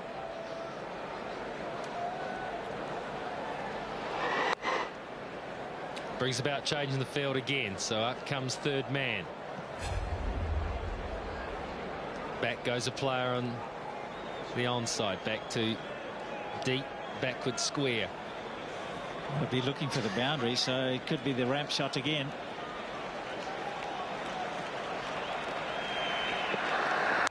Slower. Has he hit it well enough? Up he goes, but over it goes. Wow, that's a good shot. And for a minute I thought he'd hurt himself. He might have landed on the rope. Nearly. Oh, suddenly it's become a good over. Gee, what a shot. Just got the leverage he required. Through the hands almost. He's a good fieldsman. He does land on the rope, and that would have hurt.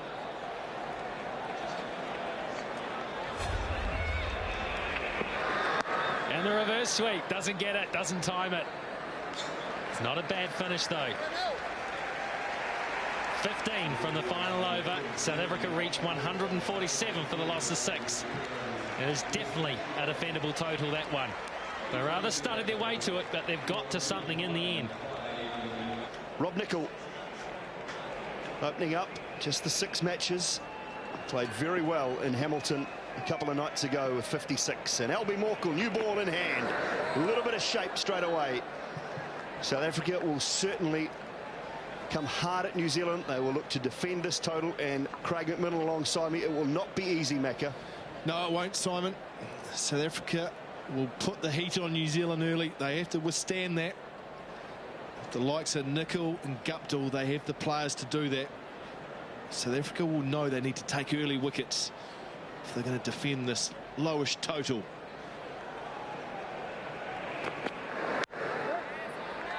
Nichols underway.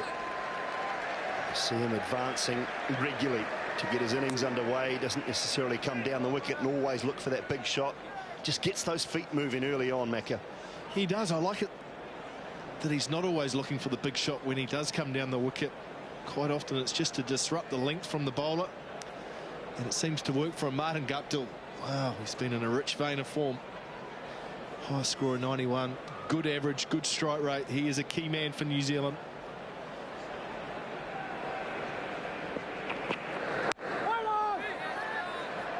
Well, with the amount of video footage and analysis that goes on nowadays, I think the New Zealand camp got it spot on. They did a great job. The backroom staff, whether it be Trent Woodall, the video analyst, Rupert Lewis. I don't know who it was or who's been doing the work, and maybe it's just a collection of the whole lot, but they got it right tonight as far as the bowling plans went, bowling to the South African outfit. Alan Donald knows a lot about the New Zealand batsmen, the New Zealand team. As the bowling coach, what work has he done? Will South Africa get it right? Well, the good thing about it, Dooley, was that the plans were backed up by the players. New Zealand were outstanding in the field. They really were. The fielders backed up the bowlers who delivered, put the ball in the right areas, and they made life really difficult for the South African batsmen, who I thought at times looked a bit rusty. Only played the one warm-up game a couple of nights ago against Canterbury.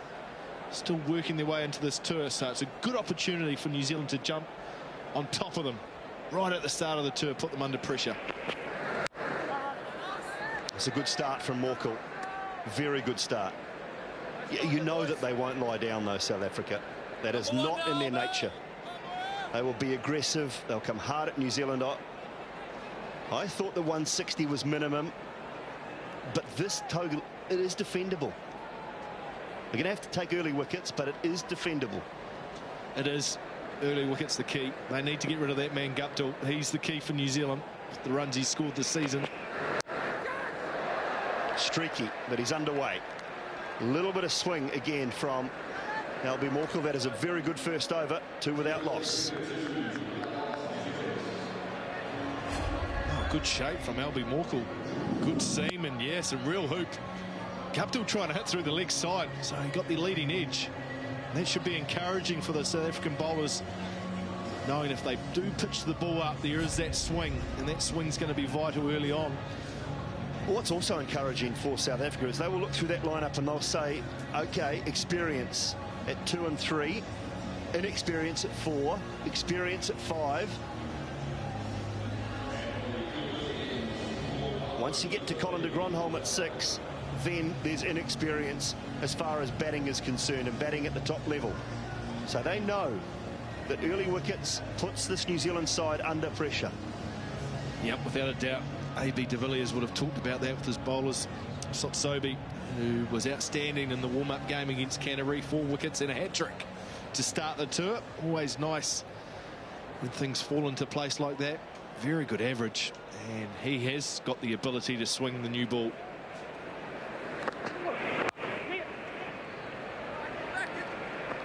A difference in pace. He's not quick by any stretch, Southee. He'll operate in that mid to late 120s and early 130s at best, but he does find a very good length. With bounce, Simon, tall man, as most the South African squad are in terms of the bowling power that they have. It's the extra bounce that will make life difficult for the New Zealand batsmen.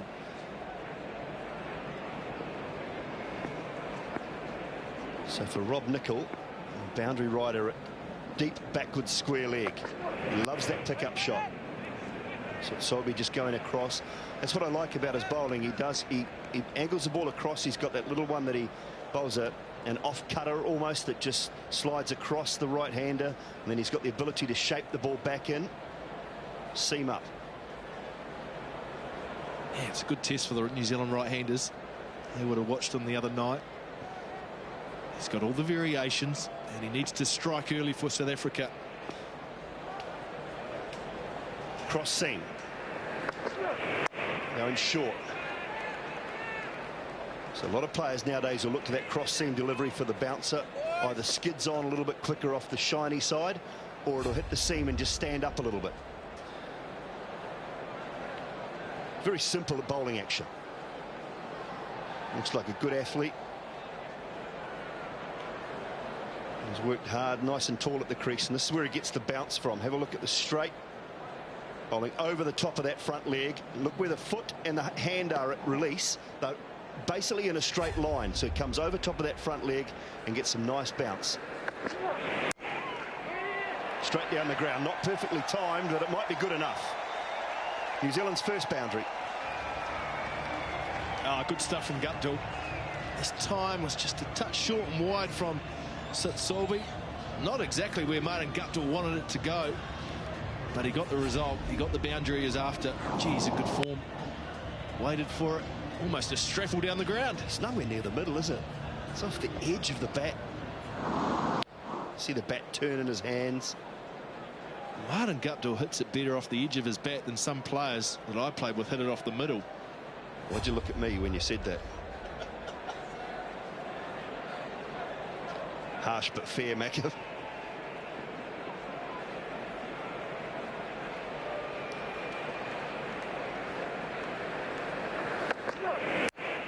Leg side this time. Just the one. Well, that's a shot of a player in confidence. Confidence of his own form. And a rich vein of form. Look at that, 550s in a row against Zimbabwe. 51 in the first test. And then the 3 one-day games went 70, 77, 85 and 91 not out to finish that, the first T20. Against Zimbabwe, of course, didn't play in the second match, so that's outstanding from Guptill. Good bouncer to finish the over. 2 overs gone, it's 9 without loss.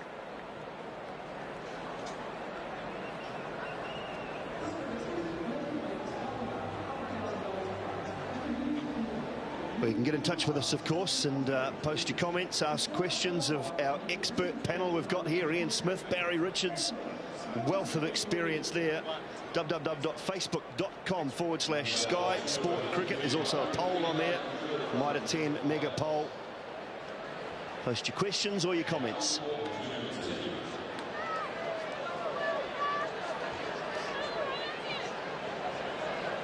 Two overs gone. It's been a slow start from New Zealand. They haven't lost wickets, and that will please them. South Africa started very well with the ball. Way over the offside this time. Not timed again, but will bring about 4. A little bit of width. Oh, geez, hard to bowl to, Martin Guptill. The margin for error is so small. So strong off that front foot. So confident at the moment. Not afraid to hit the ball in the air. Just awesome to watch. Now, Dawley, look at those scores. They're all going up. What's he due tonight? Must be due 100, surely. Well, that'll help Macca. Add 6 to the total now, so he moves through to 17. Yep, that will help. It's going to take some serious hitting from Martin Guptill to get 100 by himself, and they're only chasing 148, but who would put it past this man? First he goes 4 over cover, then Morkel goes too short at his pace, and Guptill sits up and says, I'll have a piece of that. So quick on it, so far in front of square. Albie's got to get his length right or he's going to go.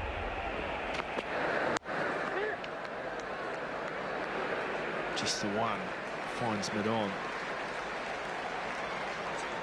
Wow, Martin Guptill is putting a marker in the sand at the start of the South African tour. That was to a big part of the ground. 85, big hit. It's a big wide boundary out there towards long on. And it's a fast start, Dawley. That's what New Zealand were after. That's good cricket shot so far. Pitch it up, hit it over extra cover, drop it short, will pull you. AB de Villiers up to the stumps now. That's something he's worked on hard too, is wicket keeping. AB de Villiers has become a genuine wicket keeper in short forms of the game, and it just allows South Africa to play that extra batsman, extra bowler, whichever way they feel like going. Quite remarkable, really, when you think he was probably one of the world's best fielders, outfielders or infielders. And he's turned himself into a top-class wicket-keeper. He probably still is. I don't know whether he's lost the ability to field in the outfield or in close. He was again another expert at that cover point region, and I'm sure we'll see that when the test matches roll around. It's like change in the field, so long on back to the boundary, third man up in the circle. Hashim Amla, third man, so we've got a deep backward square, maybe just forward of square actually, and a long on the boundary for Rob Nichols. Nicks it. It's gone past AB de Villiers, no chance of a catch. Should pick up a couple.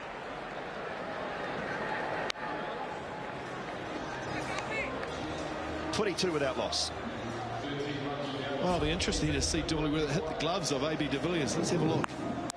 Yeah, it did. Wouldn't have carried if he was standing back, so very difficult when you're standing up like that. Yeah, and I think if you mentioned that to Ian Smith, you'd say that's a very, very tough chance. It's one you don't catch very often at all, and you've got to be very lucky to do so.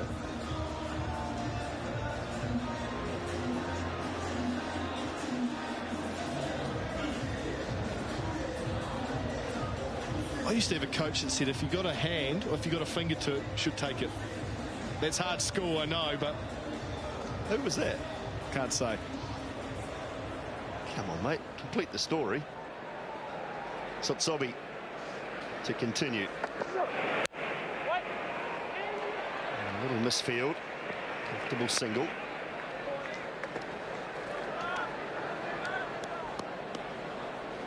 Oh, we talked about how good New Zealand were in the field tonight, but South Africa are a class act as well. Guptill was outstanding tonight. Duminy is good at that backward point position, as is Justin Ontong. They've got a good fielding side. And when you've got two sides that are so close, sometimes that could be the difference. Well, the two sides that have always prided themselves on their ability to restrict teams in the field, back up their bowlers. And it's something as a batsman, if you fail, you can do. Levy, again, Ontong there. Behind Buerta. And no slouch either. Very good slip fieldsman, good in the outfield. The bowlers are athletes as well, and that's the beauty of the South African side and the New Zealand side.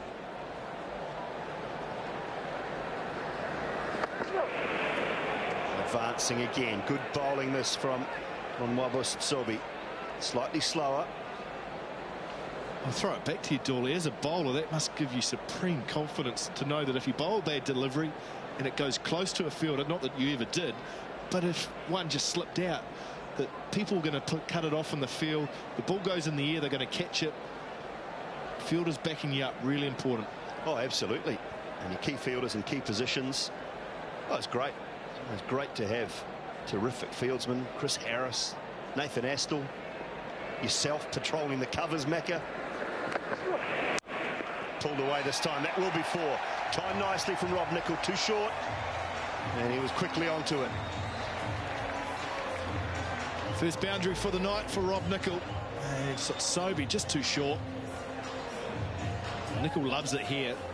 Look how far in front of square he's hit it. Pierced the gap between mid-wicket and mid-on. Never high enough. Only waist height. Nichols could control it. And that's a nice shot to get underway. It's got to be a lot higher, a lot shorter from Southee. Up around head height. Advancing straight. Good piece of work from the big fella. Duminy and Morkel. Well, that's a good example, Dawley, what you're saying about the bowlers being athletes. Duminy and Morkel must be 6'8". He is a huge man. It's only because you're 5'6" you say that, but no, he's about 6'4.5", 6'5". Oh, he's taller than that. Trust me, he is. I'm 6 foot, so I don't know what you're on about.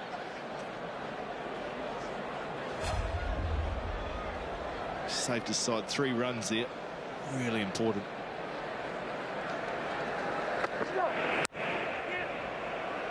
Oh, quick single chance at the bowler's end. I think that might have been touch and go as quick as Martin Guptill is. But he's safely through. 4 overs gone, 29 without loss.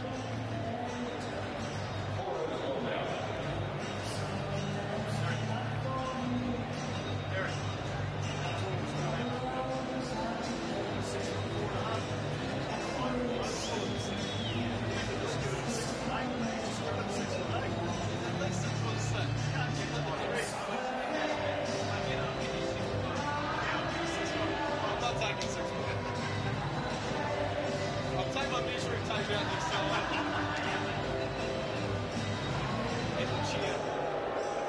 119 to win for New Zealand. They have not lost a wicket in this chase so far. They've bowled beautifully, and this ground looks magnificent. The crowd outstanding. Pitch, the outfield, a real credit to Brett Sipthorpe and his team of ground staff here. He's got a good team. They do a great job.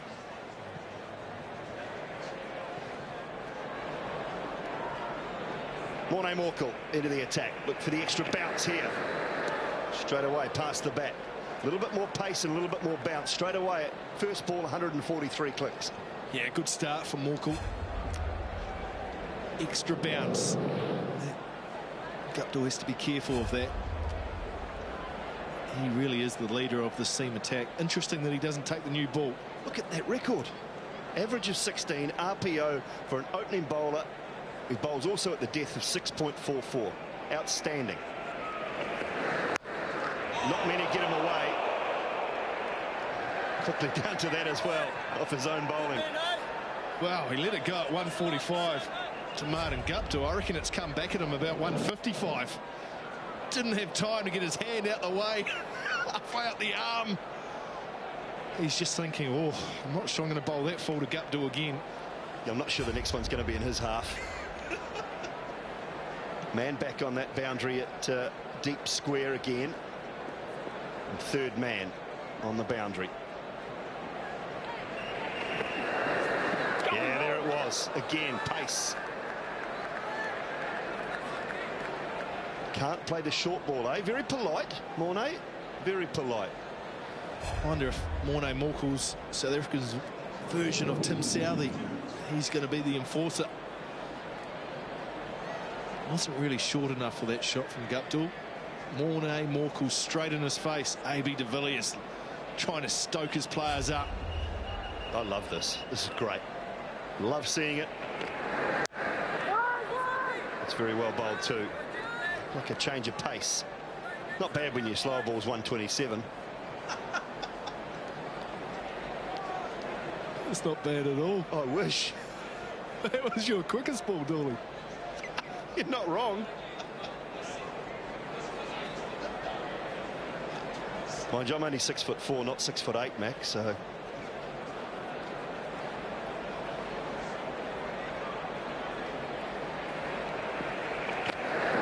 Full. Going down leg, big appeal, but save your lungs, Mornay. It will never be given out. Again up to 145. This time going for the Yorker. Hit the back leg. That's got to hurt. It's close to the ankle. Inside. Oh.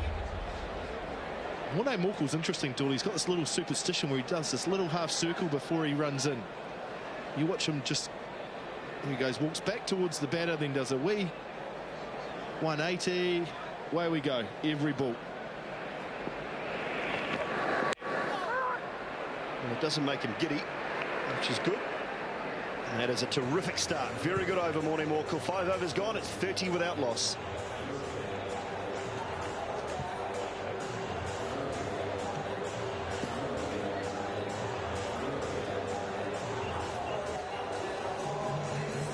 South Africa 35 for 2 in that opening 5-over spell. New Zealand 30 without loss. They won't mind too much. Slightly slower run rate, but no wickets down at this point.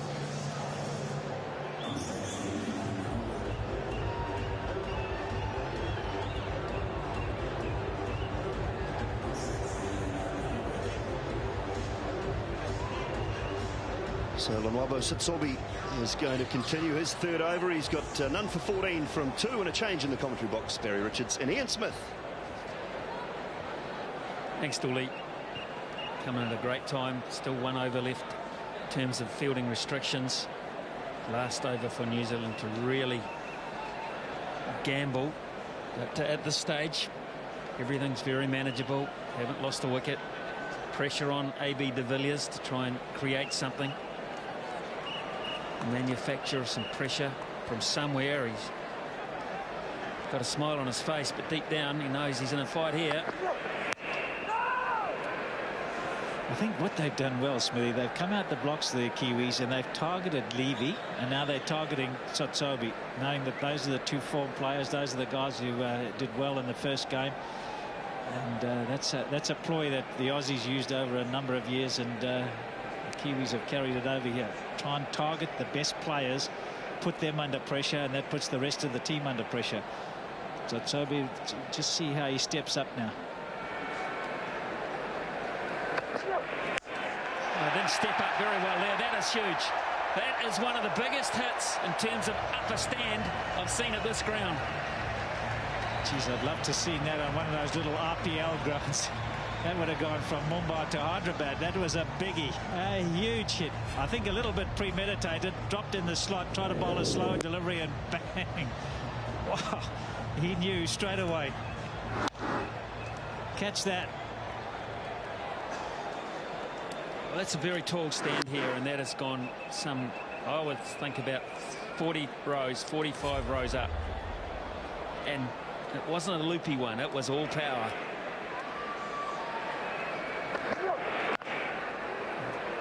Good cricket. That is really good cricket. Just smashed it out the park, then pinch a single, keep the pressure on. Look where this has gone. This is miles.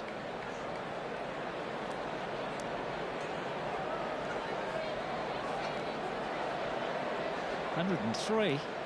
I reckon they took 20 off.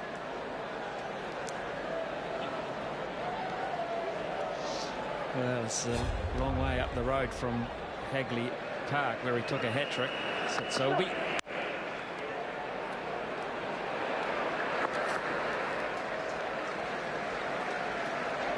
There's a few concerns for the South Africans going into, I mean, 2020, anything could happen. It's one of those games where you need a little bit of luck.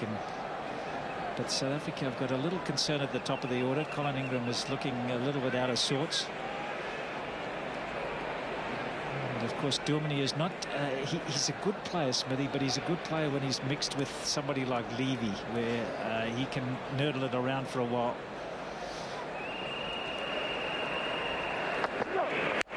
That's big again. That's off the front foot, and that's further back. It's on the roof. It's on the roof. My God, I didn't think I'd ever see one on the roof here. I don't either. That is hard to believe. They are certainly targeting the main man in the South African side. That is in the slot again.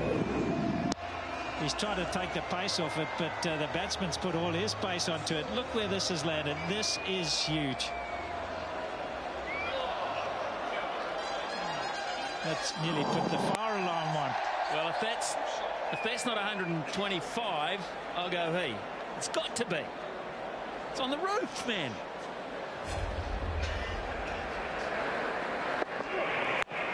Oh, this is a big over. A really big over. Memorable. 14 from it. 44 for none.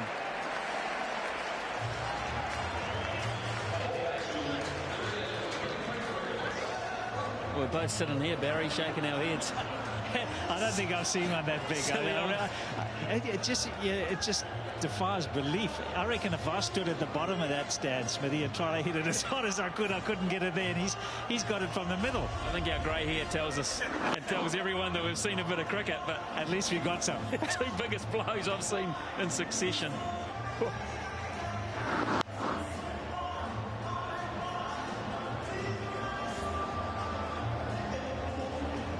Just as well it's dark, because the bowler would have got a sunburned roof of the mouth. They're looking at that one. It went so high and far. The spinner's on. Can Johan Botha do something? He needs a wicket. South Africa need a wicket. What can he do? I mean, he's a vastly experienced cricketer. 29 matches internationally, but he has been bought by franchises all around the world in this form of the game. I mean, he's a pretty sought after commodity. What do they think? Come on. Come on. 127. That's massive. That it really is huge. That's right out of the screws, and it's gone over third base. That's a mega home run, that one. 44 for none. Lovely touch from Rob Nichols. Now, how will they play the spinner here? A good enough start, not to be silly. Run rate required is what it was at the outset. I just wonder though, Smithy, sometimes when you get an over like that, or a couple of overs on the trot, you think, oh well, I'll just nurdle it around, then you get yourself into trouble again. You've got to keep playing the way that he normally would play, and that's attack the bowling. He's got cover in the deep on the onside here. Deep long on, a deep mid wicket, fairly straight. So Guptill will take one a ball down there if he wants, but that's only 6 and over. That pushes the run rate required up slightly. Maybe they've thought to themselves, he's the danger. The slow bowler, the one specialist slow bowler is the danger for them. Yeah, no, they might regret leaving Robin Peterson out now. I think they'll third long and hard. One bounce. Cries of catch, desperate cries from AB de Villiers. Yeah, hopeful. Yeah, they had a long conference out there before the game started. Donald, Gary Kirsten and AB de Villiers, they must have thought about playing Peterson, thought the track might be a bit slow. Yeah, you're right. They might say, well, 6 and over off Johan Buerta. Be happy with that. Well, they could. They're in. They should decide amongst themselves, these two, to win the game. They've got a situation now where they've got enough gaps. They've done the damage. They bat the overs. They win the game. Don't ask someone else to come out and do it. And that's taking a giant stride to cementing a place in the side. To me, it might be what they've talked about. Certainly giving South Africa something to think about. If we go over to their bench, the brains trust there will be a little worried. They've got 11 on the field. It looks like about 14 on the bench. What's going on there? Another run now. Quick single. So 5 singles, no pressure. 49 for none. Select one of the following mega hits to be in to win with Mitre 10 Mega. Hamilton Masakadza. Brendan Taylor. James Franklin. Text A, B or C to 414 and enter the daily draw to win a $200 gift card from Mitre 10 Mega and Mitre 10 stores and the grand prize to the value of $2,000. So Guptill 35. Some memorable moments already in that innings. 2 monstrous blows. Just carrying on a rich vein of form. And Rob Nichols 13. Locally, they have the mega hits. Smithy, I don't think there's going to be any contest for the next one. Yeah, I think you're right. A Guptill, B Guptill, C Guptill. Rusty Tehran, what's he got? Yeah, energetic bowler. They usually use him at the death. A bit of pace. He's one of those ones that slides onto you, Smithy.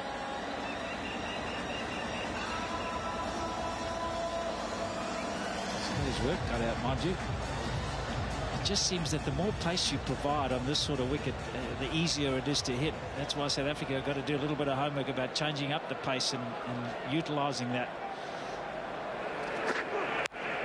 That's straight down the ground. Could be a catch. Is a catch. Very good judgment, Hashim Amla. For a second, thought it was getting away on him. He knew better. Not quite out the middle this time, straight down the ground. So Tehran strikes very first ball. That'll give him a lot of confidence. Yes, not quite. Bat just turning in the hand, and that's similar to Richard Levy. Hashim Amla makes good ground in the end, takes a nice catch. So South Africa a breakthrough, and that'll come as a welcome to them. 49 for 1.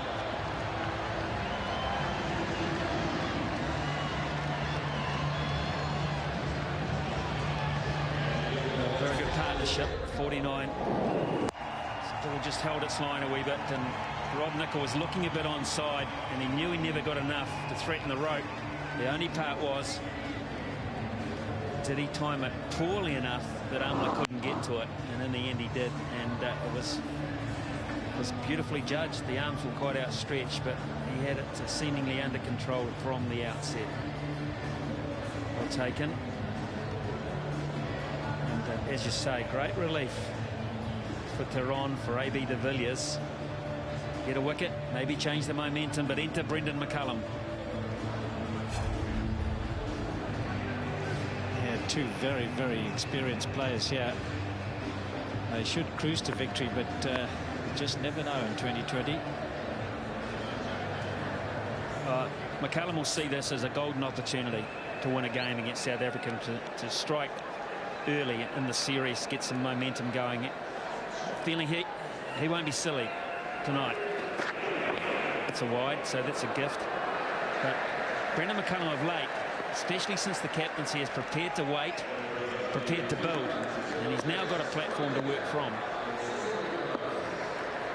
Well, his captaincy was good.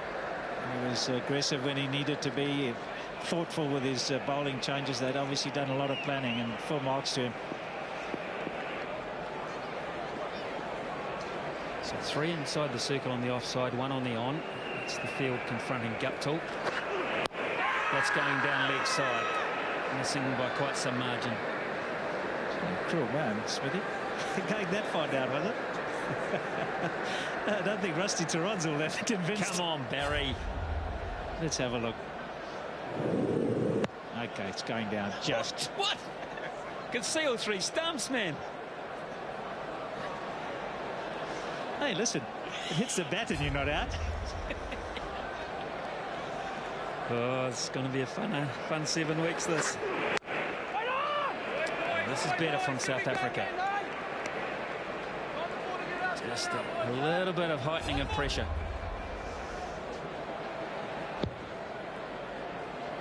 Look at that, an inch. I could say something there, but I won't.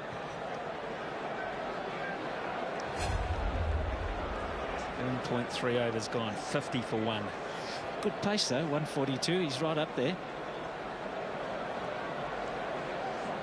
Fielding change here. Knowing Guptill's power down the ground, Tehran's going to send mid-off back to long-off. Brings fine leg up, which is an invitation to take a risk. With something a wee bit nifty, a wee bit cute. Line's very crucial here for Tehran. It's not the good one, he gets away with it. Boy, he was lucky.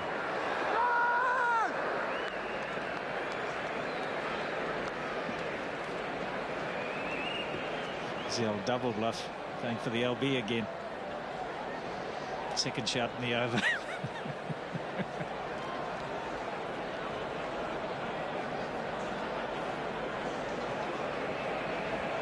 There's no Ross Taylor, and Brendan McCullum has had, well, I won't say he's had an easy job of it, because captaining a side is never easy, but things have fallen into place against Zimbabwe. They played even below what they expected they would. Showed signs at the end of the tour, but for McCullum, when he took over mid-test match, 20 wickets in a day to win a test match, and from that point onwards it just rolled out like the proverbial carpet in front of him, and he's done a good job. But this is the real stuff. This is serious stuff. Well, this is a bit of a gamble, and not a bad one actually, because McCullum hasn't faced a ball yet. They put in the slip.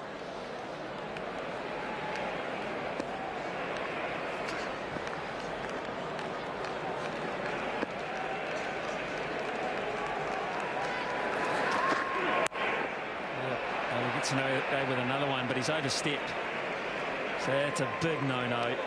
This is a gift here for someone who can hit the ball a long way. A free hit. Yeah, gee whiz, that's a bit of ill discipline. I think he's just trying a little bit too hard there, trying to bowl too quick. Puts a lot in, does Rusty Tehran. Just over. Another inch.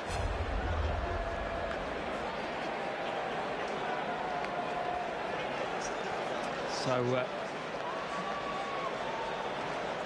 they've got to go back to the field they had set for the ball. They can't change it, so finally it goes back. There's men inside the circle on the offside. Where does Guptill, where does he hit this? They can change it because the batsman's changed, of course.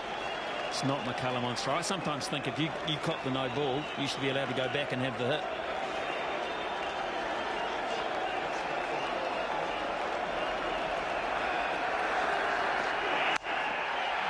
Not out of the screw, so Amla will catch this, but they'll run too.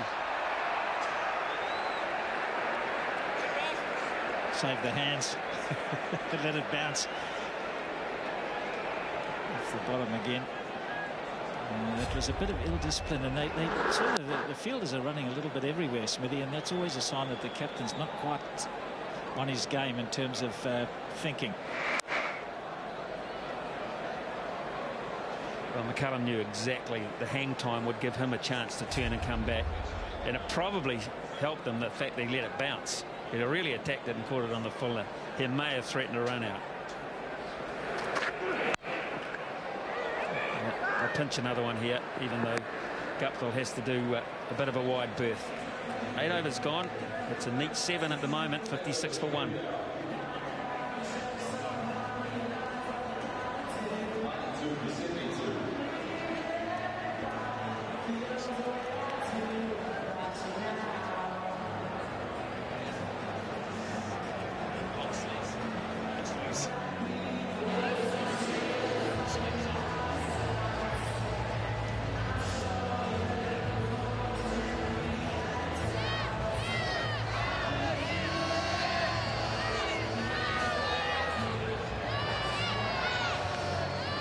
Well, there's the New Zealand dugout. Of course, they've only got 2 out in the middle. They need 92 from 72. In 2020, that's pretty much a given. It's their game to lose only. It's a nice party atmosphere to kick this tour off at Hamilton, of course, on Sunday night. So they got 11 out there. How come you got 13 in the dugout? What's going on? It looks like we might need them all too. The way we played. It's not been good. Here's Jan Guptill. This will probably be a couple. Will he take him one? No. How many here, Smithy? It looks pretty full. It's a big ground. Oh, well, I haven't had an official number, but I've been to a few rugby games here when it's been jam-packed, and that's sometimes up to around 38,000. So I'm picking this over half. So I'm going 22, 23. Great crowd. Yeah, very promising. There it is. They let a few in again, Smithy. The bloke's been hiding and jumping over the fence. I don't believe I'm out by 4,000 people. Surely not.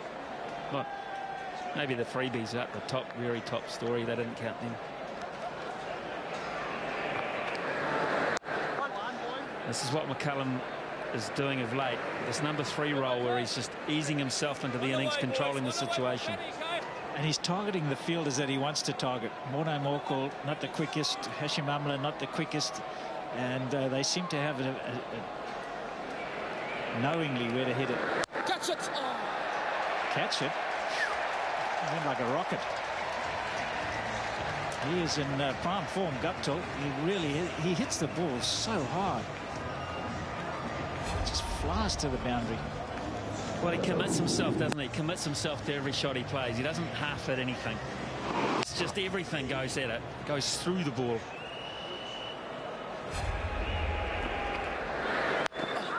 He's got 5 successive one-day international 50s. He's trying to equal Andrew Jones' New Zealand record of 6 consecutive. 2-3 together, boys. He's just had summer from wherever, man. Just brilliant. Catch. We on this. Thanks, Tony, man. Work.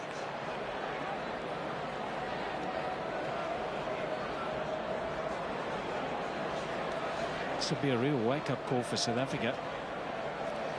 Bit of homework to be done here. I think they missed the experience of Callis. I would have. They say he's not a 2020 player, but.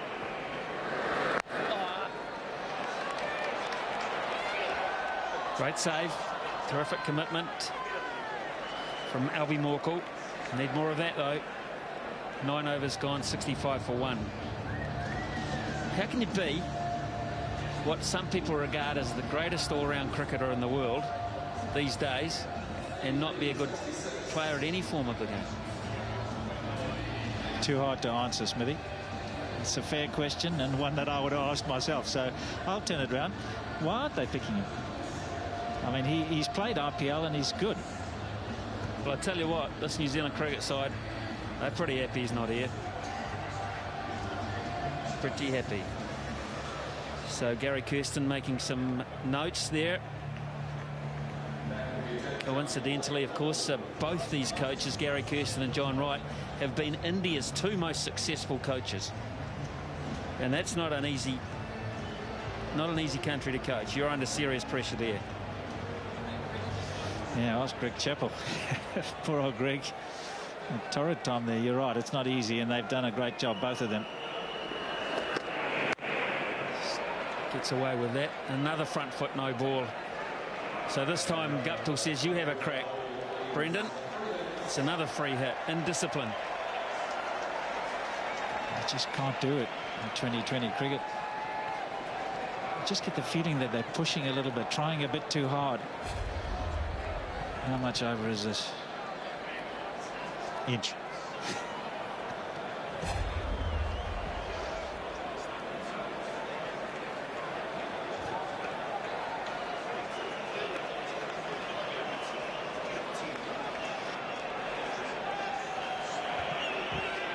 .81 from 66. So Brendan McCullum might just free up here. Misses. Swing and a miss.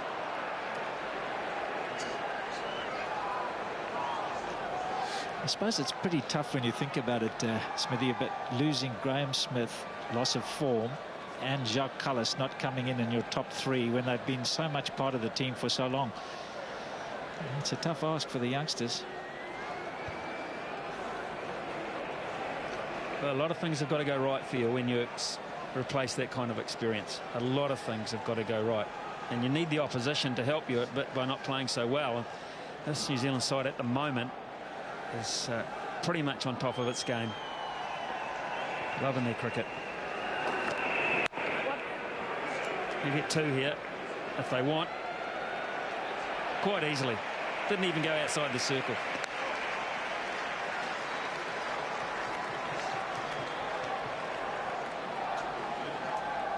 Just looking at these two runners, they'll run South Africa ragged if they're not careful. They are super quick.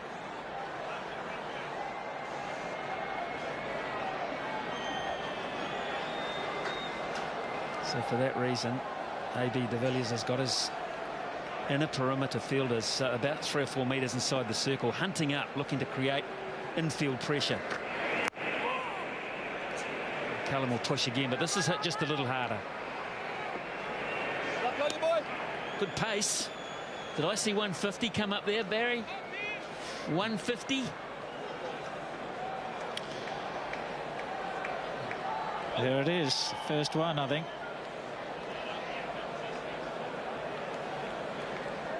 The modern commentator would say great heat, Barry. We just say quick. Good gas, great heat.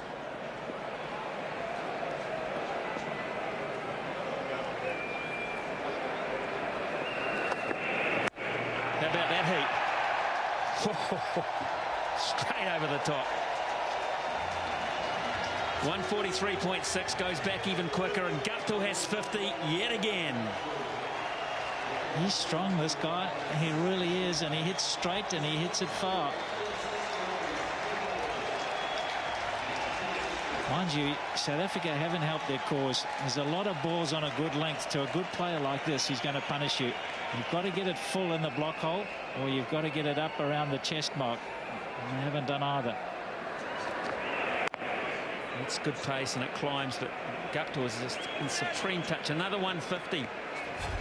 Making pace off of a relatively slow pitch. Geez, he backs his eye, and it's a good one. It's eye like a dead fish. Went straight off the middle, across the line slightly, but 50 for Guptill. 2 150s. Well, we wondered whether New Zealand would handle the extra pace.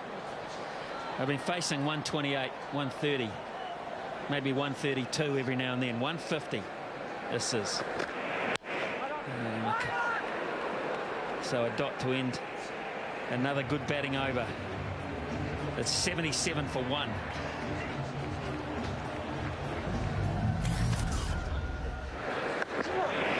Yeah, some terrific shots here from Martin Guptill. Stand and deliver. Front foot, back foot, and some huge sixes. That is just so far, it's massive. Catch it! Oh.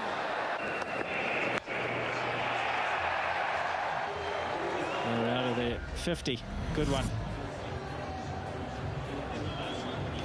There is the wagon wheel, the little blue ones. They're not so little, they're big blue ones. They went a long, long way. All around the wicket, mainly leg side, and you'd expect that in the 22. Just one here, boys. Just one here, boys. They're in control. They're certainly in control. South Africa have got to pull something out of the hat here.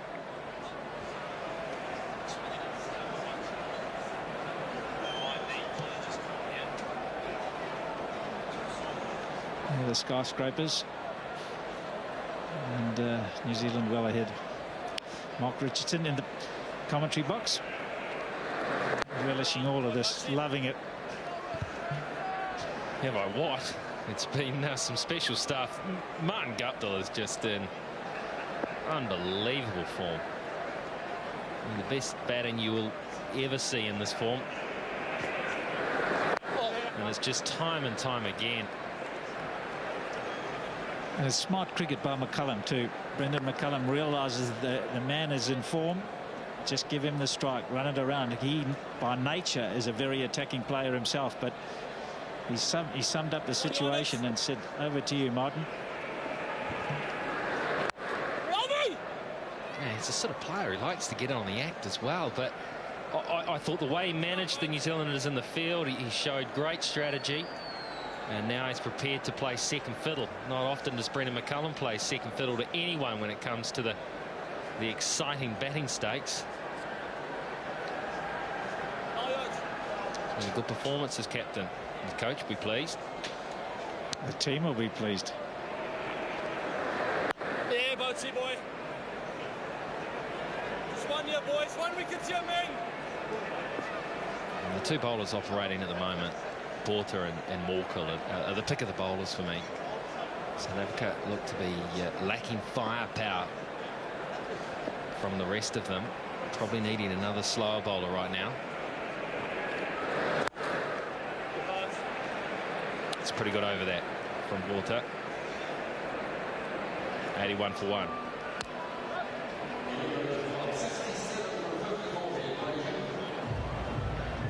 So South Africa were asked to bat, but New Zealand captain, and they got away to a reasonable start, but they had their top order rather decimated, and then Duminy played, I thought, a very good hand. Just stabilised things, lifted his strike rate a bit later on, 41 from 37. Ontong was the aggressor, 32 from 17.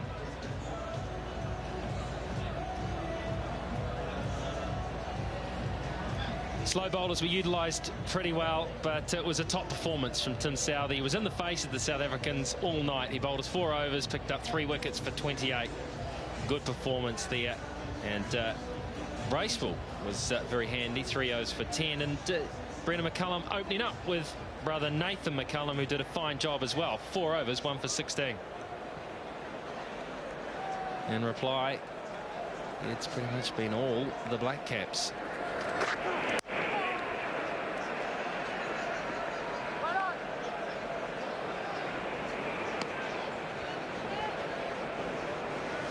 Just wonder if there'll be any changes in the South African side for the second. Ingram obviously be under a little bit of pressure, and then possibly might bring in another slow bowler.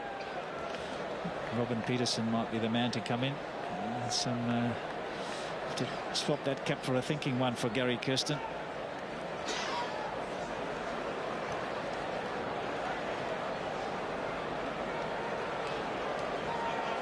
No, I think they do need to seriously consider another slower bowling option here.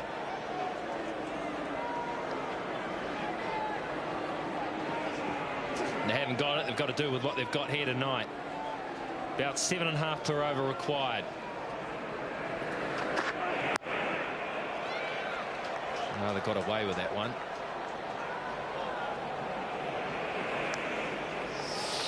He hasn't quite got his line or his length right, Rusty Tehran. And there's a big gap on the leg side, just behind the umpire, and they nudging it around there and putting the fielders under a lot of pressure. Don't have to hit it hard to get 2, and he's a smart enough cricketer to know that, Brendan McCullum.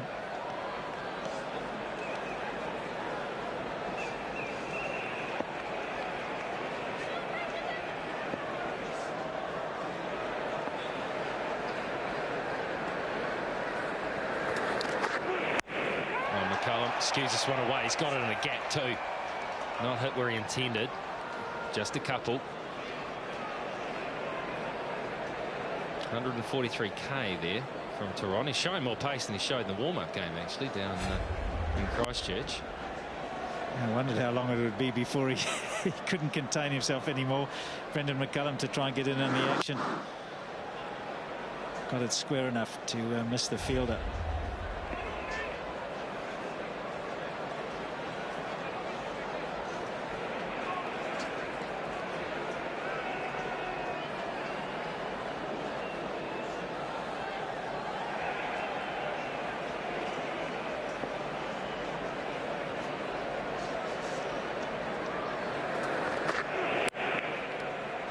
He's done well to catch up with that.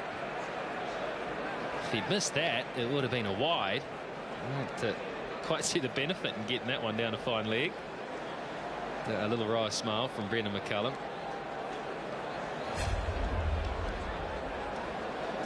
It's purely instinct, isn't it? Trying to get bat on ball. He did right, and there he knows. He got one, but he would have got one anyway. But he has given Guptill the strike, so I suppose that's a bonus.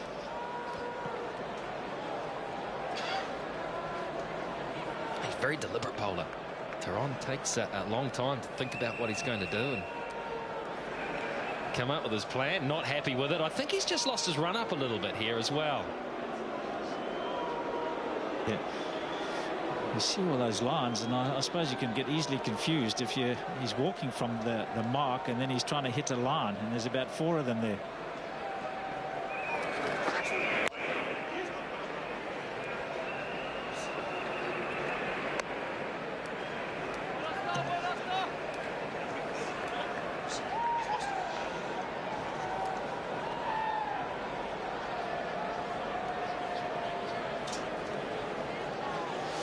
It's always a bad sign. You get the bowler, he puts the ball in his hand very deliberately. Now he's looking for a line. Instead of concentrating on where you're going to bowl, he's looking down for a line. And that's very hard to do. And then look up as you're running and concentrate on where you want to pitch the ball. Let's have a look and see again. He's looking down, up, he's lost it.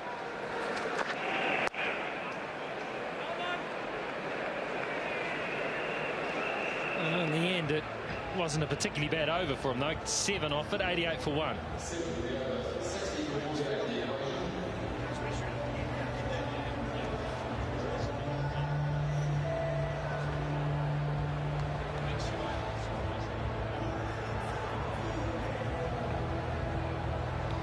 Well, Tehran just remarking out his run. You could see from the last delivery when we looked at it from side on, there was a big stride and then little strides and a big stride again. He's really struggling with his approach to the wicket here.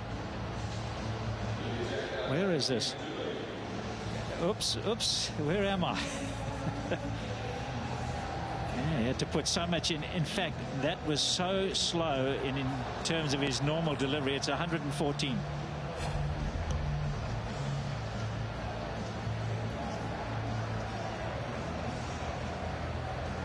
Well, New Zealand were well ahead of the South Africans. They had a pretty good finish to their innings. But at the moment, if New Zealand continue with the way they're going at the moment, operating at around about 7.5, they'll do this in a canter. And they've got 2 players out there who know exactly what to do. That's the hard part for South Africa. Duminy, let's see if he can get a little bit of spin.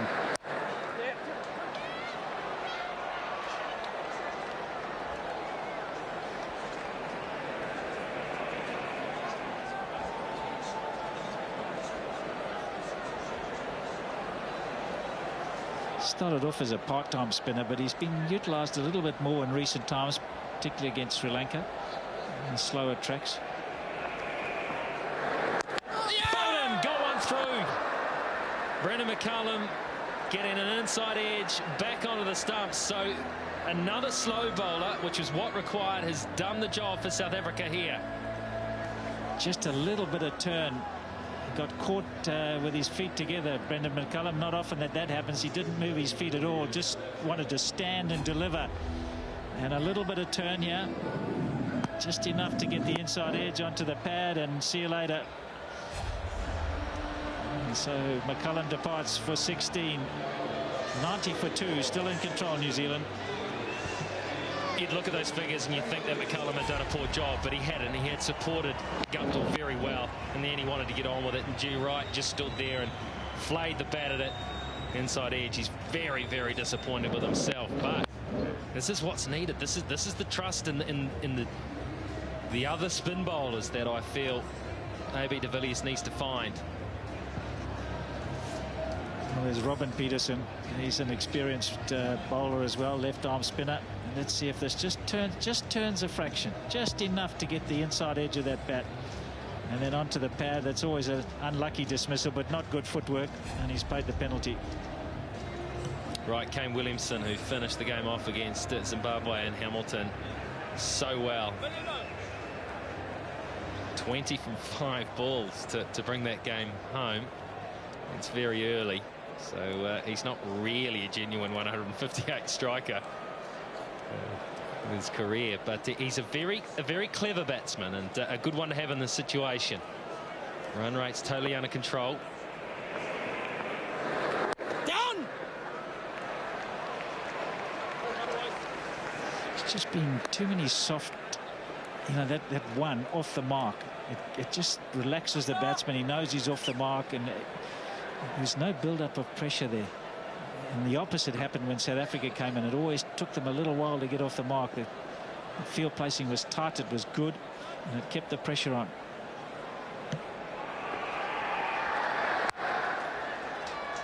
Well, I think Brendan McCullum is proven that he's a captain who will bring an extra man in and try to squeeze players, even though he can have extra men around the boundary. He'd rather look, I get the feeling he'd rather look at what he can have around the batsman first before he thinks about what he can have around the boundary. Big collapse coming here, fellas. One more wicket. There's new tactics coming in all the time. Good to see. Down!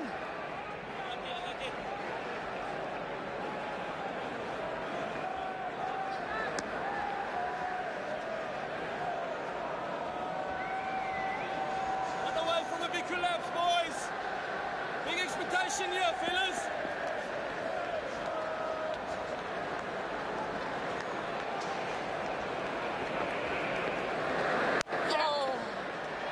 Oh, it's a good shot.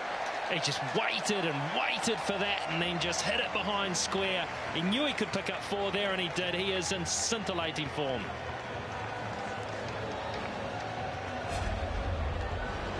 Strong. That one actually slid onto him a little bit quicker than he anticipated, but he's so quick with his hands that he's able to get the bat down and still guard it for 4.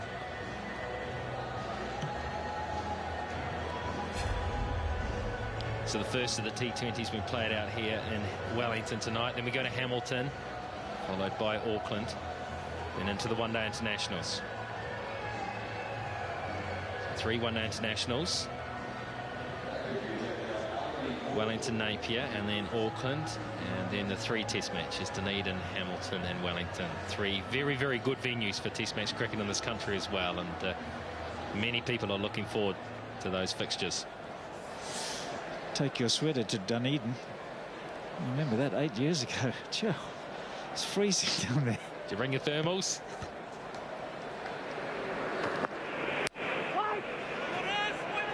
You wouldn't have seen the ground down the University Island. It's a beautiful little venue, Barry. No, I commentated there. I had about 4 sweaters on in the commentary box, and there were some idiots sitting around the ground on a sofa in a singlet. That probably would have been at Carisbrook. It's a new test match venue down there. It's a lovely place. I'm very proud of it, the people of Dunedin. And I promise you they'll turn the weather on for you. You'll speak to Glenn Turner, will you? He lives down that way.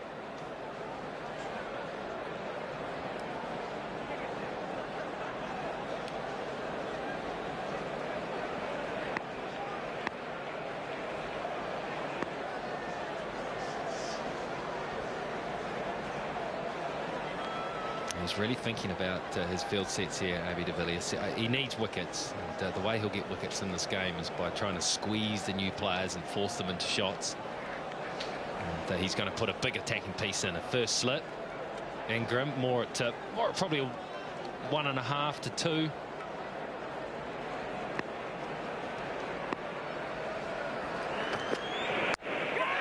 And he'll swing it away, and he'll just fell short. Wow, I thought he'd picked him out. I really had, but it just fell short. He misjudged that, Johan Botha. Completely misjudged it. He, in fact, ran backwards as this was hit, thinking that it was going longer than it was. You have a look at him. He's running backwards, and then suddenly realizes he's got to come forwards. We saw Carl Mills struggle with the viewing, and now Johan Botha, same thing. He can count himself a little lucky there. Williamson.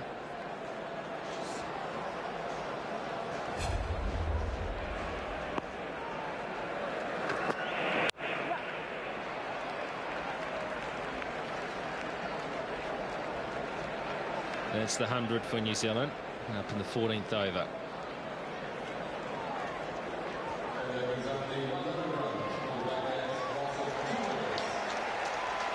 Tell you what, they can get Williamson out all they like, but until they get Guptill out, they will not win this match. I can promise you that. If Guptill is there near the end, this is all over Red Rover.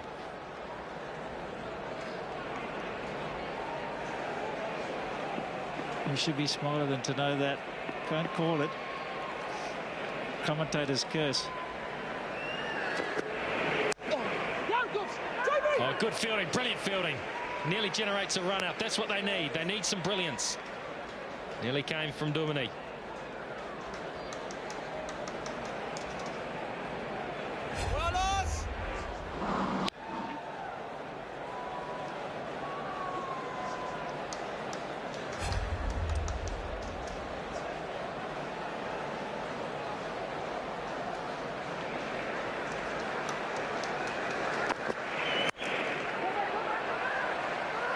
He wants to. He's yelling out, come back.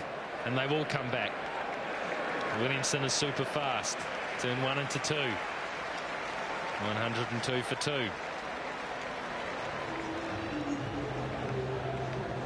You almost need a helmet when you bowling to Guptill. He hits it so straight and so hard. If he hits it head high, it'd kill you. Well, I've been working on theory, actually, which I've been trying to get past, is you don't actually back up when Guptill's at the striking end, or you could get run out. We've seen it a few times, actually. It happened to Jesse Ryder, who's not here.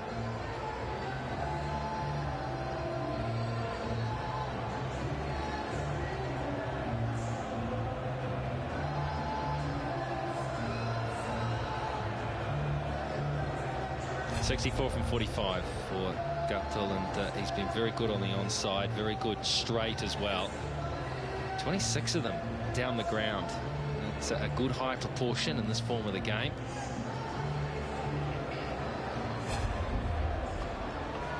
Yeah, he's one of the straightest hitters, Martin Guptill, that you will see. Catch! Good placement, really good placement. That's what he's known for, Williamson.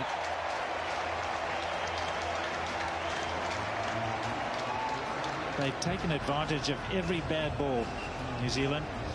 A lot of the times the South Africans get a full toss and maybe put it away for just one, but New Zealand, it's been the opposite. Bad ball, put away for 4. Big difference.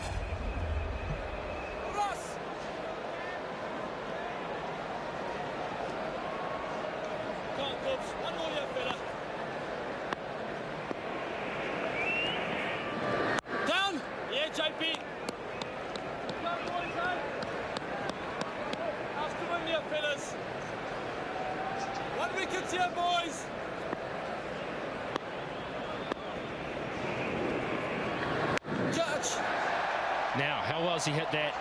Yeah, just was it? No, they're signaling 4. It would have been about 6 inches short. But once again, he targets a gap and he pierces it brilliantly. I reckon this bounced on the rope. Yeah, just inside. All the people in the crowd have got their arms up already. Williamson, he's just one of these players that has an awareness of where the field is and an ability to just avoid them. And that's what you should be taught when you're going through the cricket ranks. A lot of people say, what are you looking at when you look around? And a lot of say, I'm looking at the fielders. Well, you shouldn't be. You should be looking at the gaps. That's where you want to hit it.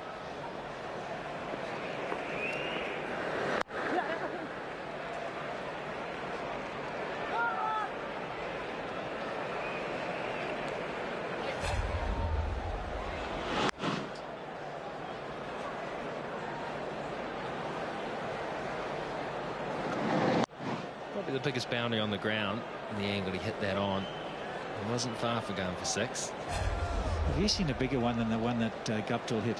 127. I don't think I've seen anything bigger than that.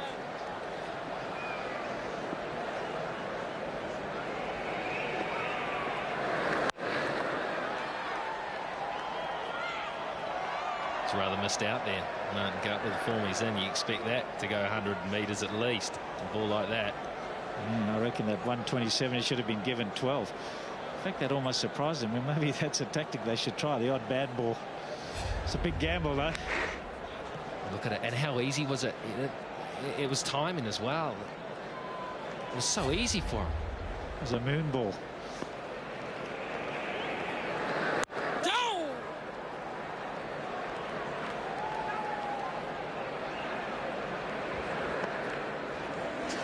113 for 2 after 15.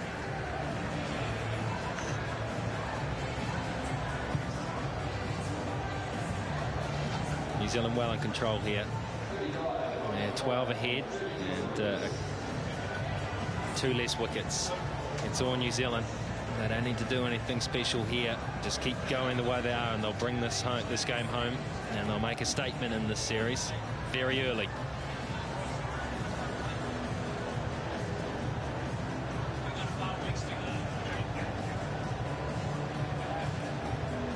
All right, we'll have a change. It'll be Ian Smith with Craig McMillan. Thanks, Mark. So you would assume 35 from 30 might just reduce the pro-tears to tears on this occasion, but there's a lot of cricket to be played. And Rusty Tehran, has he sorted out his run-up for a start? All sorts of nightmares with that, so he's got to get straight back on the horse and get the rhythm right.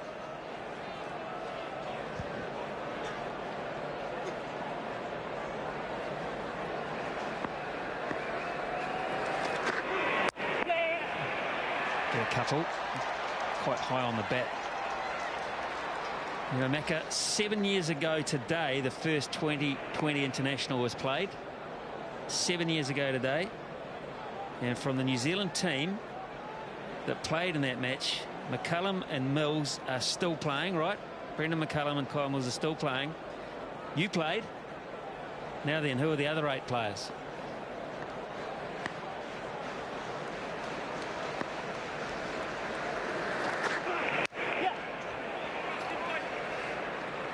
Hamish Marshall, Chris Cairns, Lou Vincent, Daryl Tuffy. Wrong. Daniel Vittori. Wrong. We'll put it up for you in a second, but I just want to make it a bit more miserable for you. Come on, you played. People used to say you're only possessed by your own game. Andre Adams. I think I've got most of them right. No, you've got that 4. Nathan Astle. Shane Bond. No.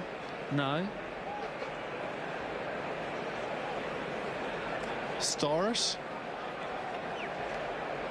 There must be, what, 2 left? It's like me, myself, I, this question, isn't it, for you? One of New Zealand's most famous ever sportsmen.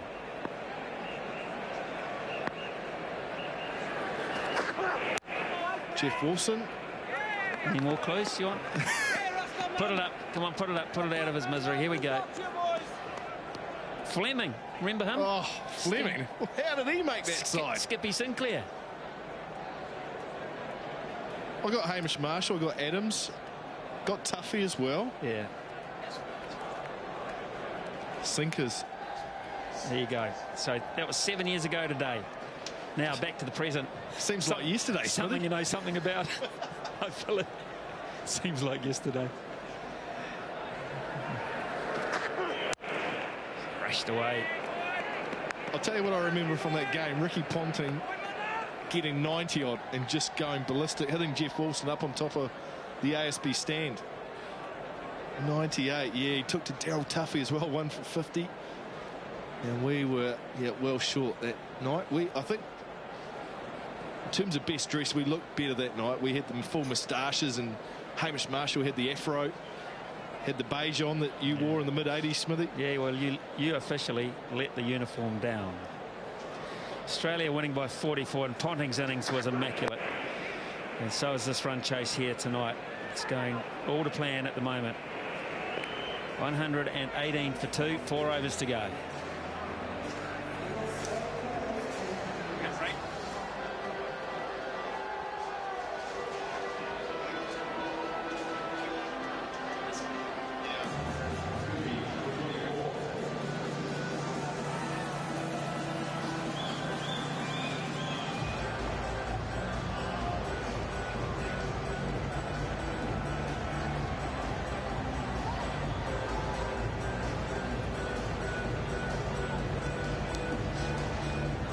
So still Jimmy Franklin waits. His home patch. Colin de Grandholm. Might not need his power tonight. Nathan McCullum, Dougie Brace with plenty of batting. But New Zealand want to win this and win it well, win it in style. Make a statement early. Got to get, oh, that's quick. Great work by A.B. de Villiers, who thinks he might be in. I got a feeling Williamson might just have touched down in time.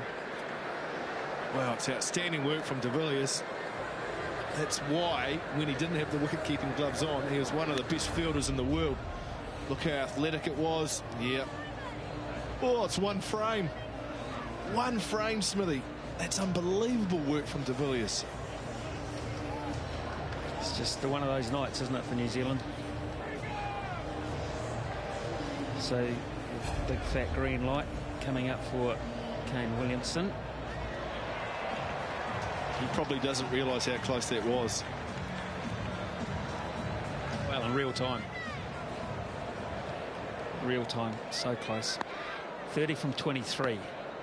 Morne Morkel with the trademark circle. Oh, sweetly struck. Southee running back. Can he get to it? No, he can't get within Cooey. He never appeared as if he was going to get it. Southee had to turn and go.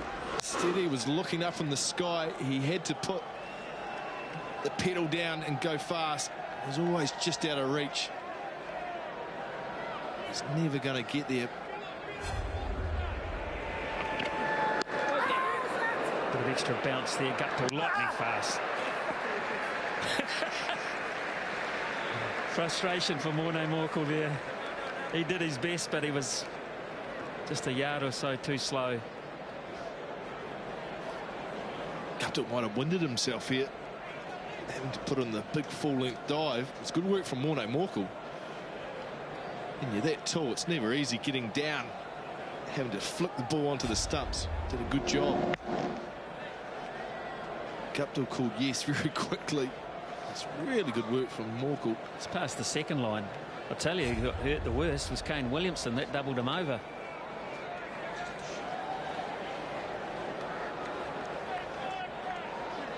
So back goes Southee at mid-off, all the way back up comes fine leg up inside the circle. Guptill on 66, outstanding again off just 47 balls. Wide.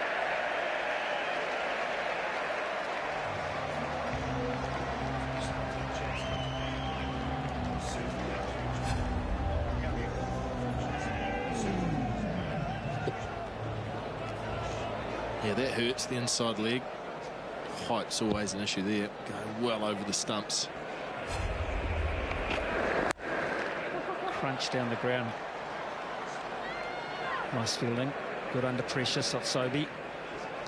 Morne Morkel's so tall, Smithy. To get an LBW decision, he almost has to bowl half volley. It has to be half, very full in length. Otherwise, with his natural bounce, it's just going to go over top of the stumps each time. Either that or he develops a really good slower ball, full slower ball, Yorker type delivery. Joel Garner type. I mean, you know, he got a lot of LBWs, people expecting bounce, getting on the back foot and then getting hit low. Oh, that's a beautiful cricket shot.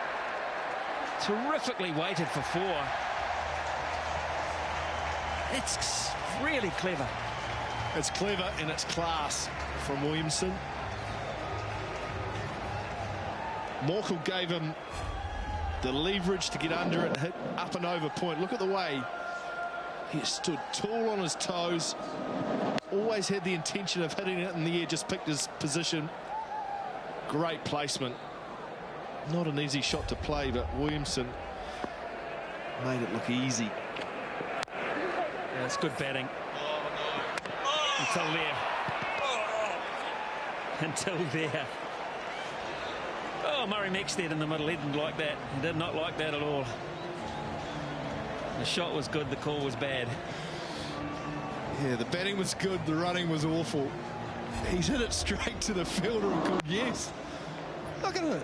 The fielder didn't have to move. He's halfway down. Oh, it's a good piece of fielding. You have to say that, but Morkel, good job. Disappointing from Williamson to finish like that.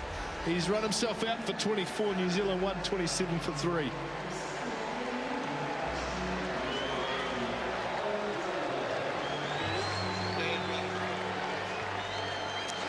So Williamson goes for a pretty stylish 24. He'll rue this moment after such a beautiful shot beforehand. The idea to pinch a run was good, but he had to hit it further away from Morkel, who was dead-eye dick in the end. So that brings to the crease Colin de Grandhomme.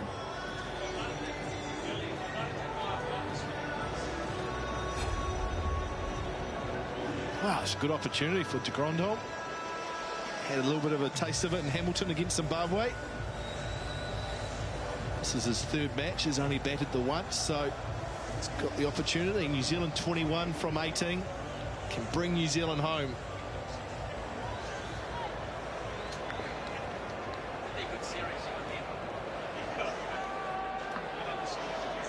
So 21 from 18.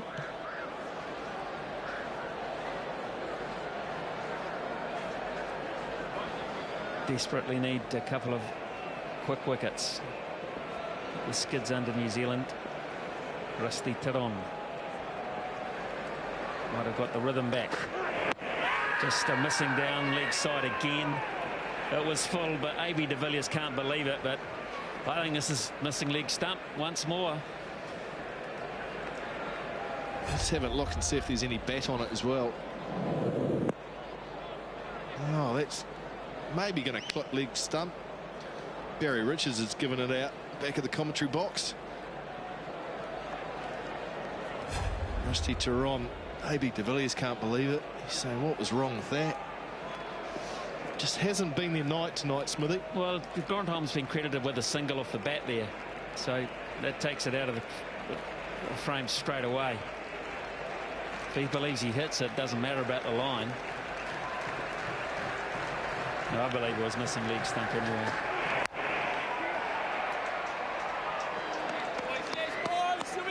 So did he hit it? Well, my initial reaction was I thought he did.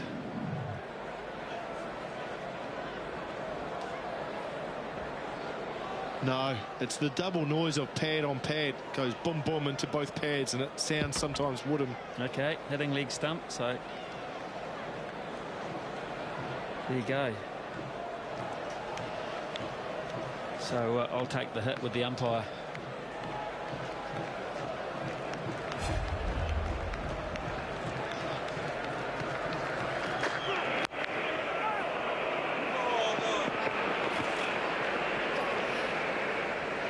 I love it. It doesn't matter who Colin de Grandhomme's playing.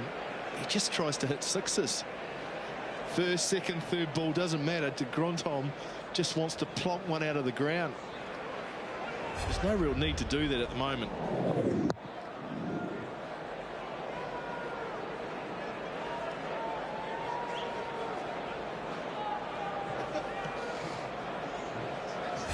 Mr. and Mrs. Mexted, Mr. and Mrs. Mexted, and Mrs. Mexted is a devout South African fan of rugby and cricket, loves the game of cricket. Marissa.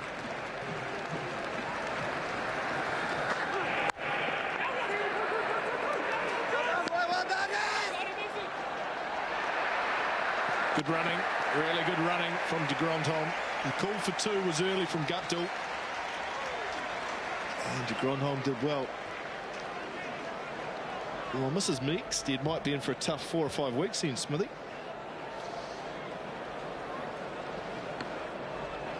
We'll see. Early days. In Hawke's Bay, they were saying up there about the fruit. Early ripe, early rotten. We'll just see.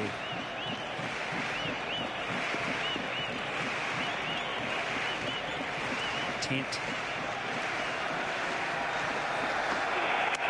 Oh, that's big. That's really hurt Martin Guptill. And Tiron's not the quickest. 139. That staggered him. That's shaking him. And it's nice from Tiron. He went up straight away just to check he was all right. It looked nasty. Like it's hit him on probably the forehead. The way he went down was the thing that gave it away, that it looked nasty. Oh. Sort of got it under the grill almost. It's a nasty one. One to store away for Rusty Taron and for New Zealand. Another one, a slower one. Down the ground. Oh, it's past the man at mid-off. Thought he had a chance. So did the South Africans as a group. And how it went past Ontong, well, that's a mystery. 136 for 3. Oh, it's a nice reply from Guptill. New Zealand need 12 from 12. Nice way to finish the over after getting sconed in the head. Guptill stands tall and says, have a piece of that. Right, National Bank man of the match tonight. Text the surname of your man of the match to 5599. Please make sure you spell it correctly as you see on screen. And I would think that you'd be looking at number 2 in New Zealand there, Guptill. Nathan McCullum with the ball. There's probably a couple of names you could choose there.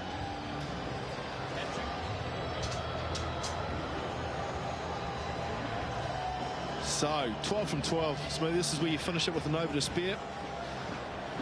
Well, they've got a couple of hitters that could. Who's going to have the last memory? Duminy and Morkel going to give them something to think about for Hamilton. Yeah, this is where you go short to Ontong. Say, right, have a piece of this, mate. Short and fast at 150k. See if you want to hit this for 6. Okay, I'll try, but he's gone too high. Too high, will be out. Simply taken in the outfield by Richard Levy. So de Grandhomme has had 2 bites of the cherry and is yet to find his best. Yeah, big boundary out there. It was obvious what was going on. De Grandhomme was looking for that big boundary, but all of a sudden South Africa just pegging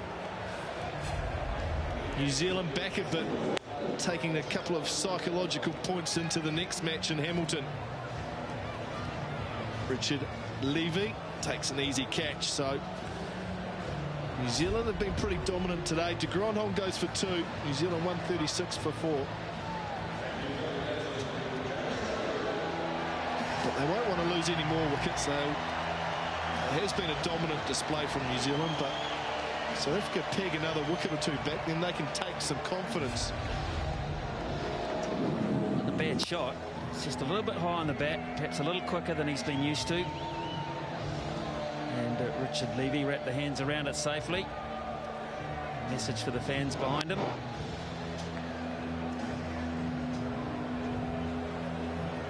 Never looked at hitting it down, did he, de Grandhomme? It's not the way he plays.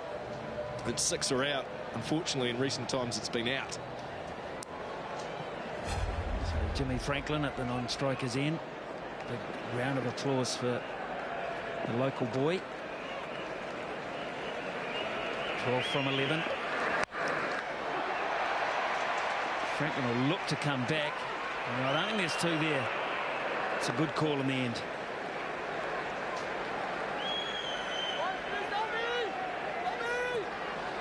James Franklin coming off runs in the T20 in Hamilton against Zimbabwe. Scored 60, his highest score in that match, so he'll be full of confidence. A difficult time to come out to bat, and there's only 11 runs needed. Just important he gets the job done, gets New Zealand home with Martin Guptill.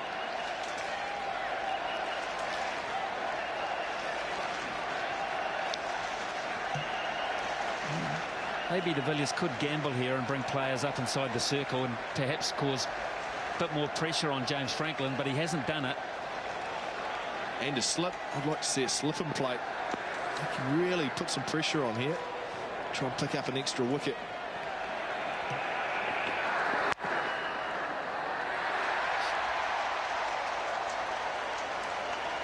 Yeah, he's probably not going to win the game, but he could nip a couple out. And that, even if you win a game and you fail as a batsman, it plays on your mind. Does it dents your confidence? Your team's done well, you've won, which is great, but you've failed. You haven't contributed, and that's difficult at times, and that's what South Africa can take with them. Guptill been outstanding all season, full of runs, full of confidence. some of the other New Zealanders in that middle order haven't had a lot of cricket, a lot of batting time.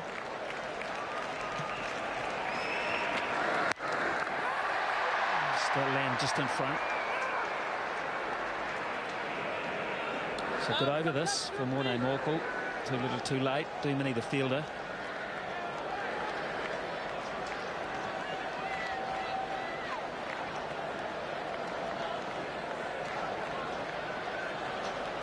Just 3 runs from this 19th over from Duminy and Morkel. He's not happy with the ball. Wants a new one. Wow. It's taken a bit of a pounding, that white thing tonight. Martin Guptill's hit it on top of the roof. But there's a little bit of, just a tiny little bit of string hanging off it, a bit of seam, which they don't want to change it. It's soft. It's got soft. The seam's starting to break through, whatever. Harder to hit, wouldn't it be? Yeah, absolutely. When the ball goes soft and that seam just splits a bit, yeah, it is difficult to hit. So a couple of the fielders came up and said, here, get on with it. We don't want to change it. Well, you've got your slip for Jimmy Franklin. They want more men inside the circle.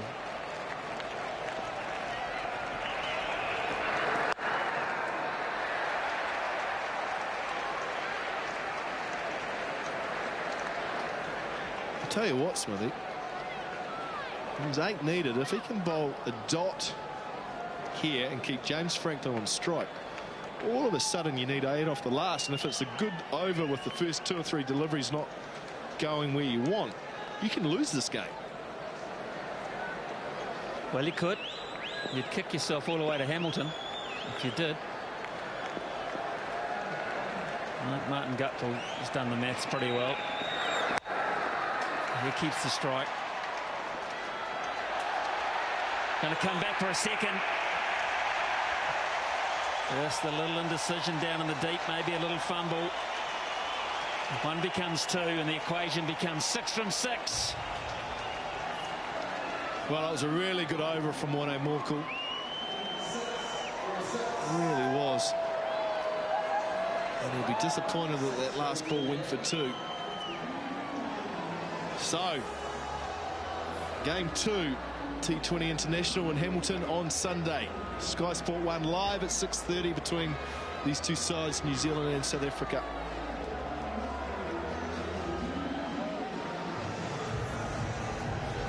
Well, I don't know if there are any tickets left for that. They're probably selling as we speak, and so they should be. Smaller capacity, of course, in Hamilton, but still a very, very rich and fun atmosphere to be had Sunday night. Well, there's going to be big crowds right throughout the country, Smithy, so if you haven't got your tickets for this South African series, go out and get them tomorrow, because they will be selling like hotcakes. Right, who does AB de Villiers turn to for the last over?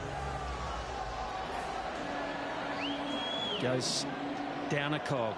This is interesting, because it could be out over in 1 hit if Guptill gets hold of it, or Franklin for that matter. It could be over in 1 ball.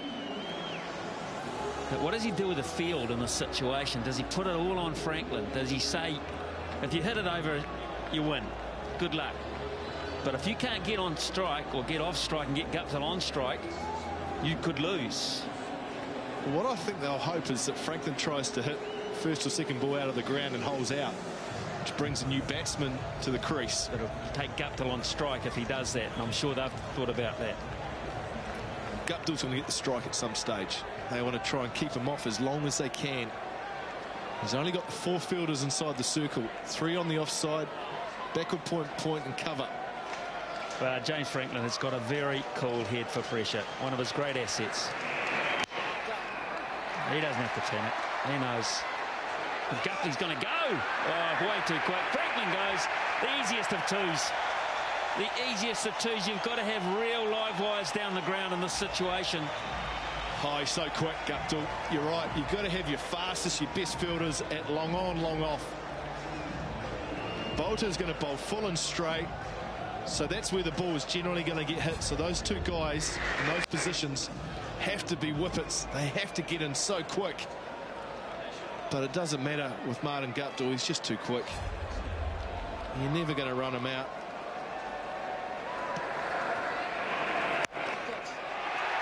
That's through the covers for 4, and New Zealand have won. Magnificent shot. Defining a really good performance by the home side.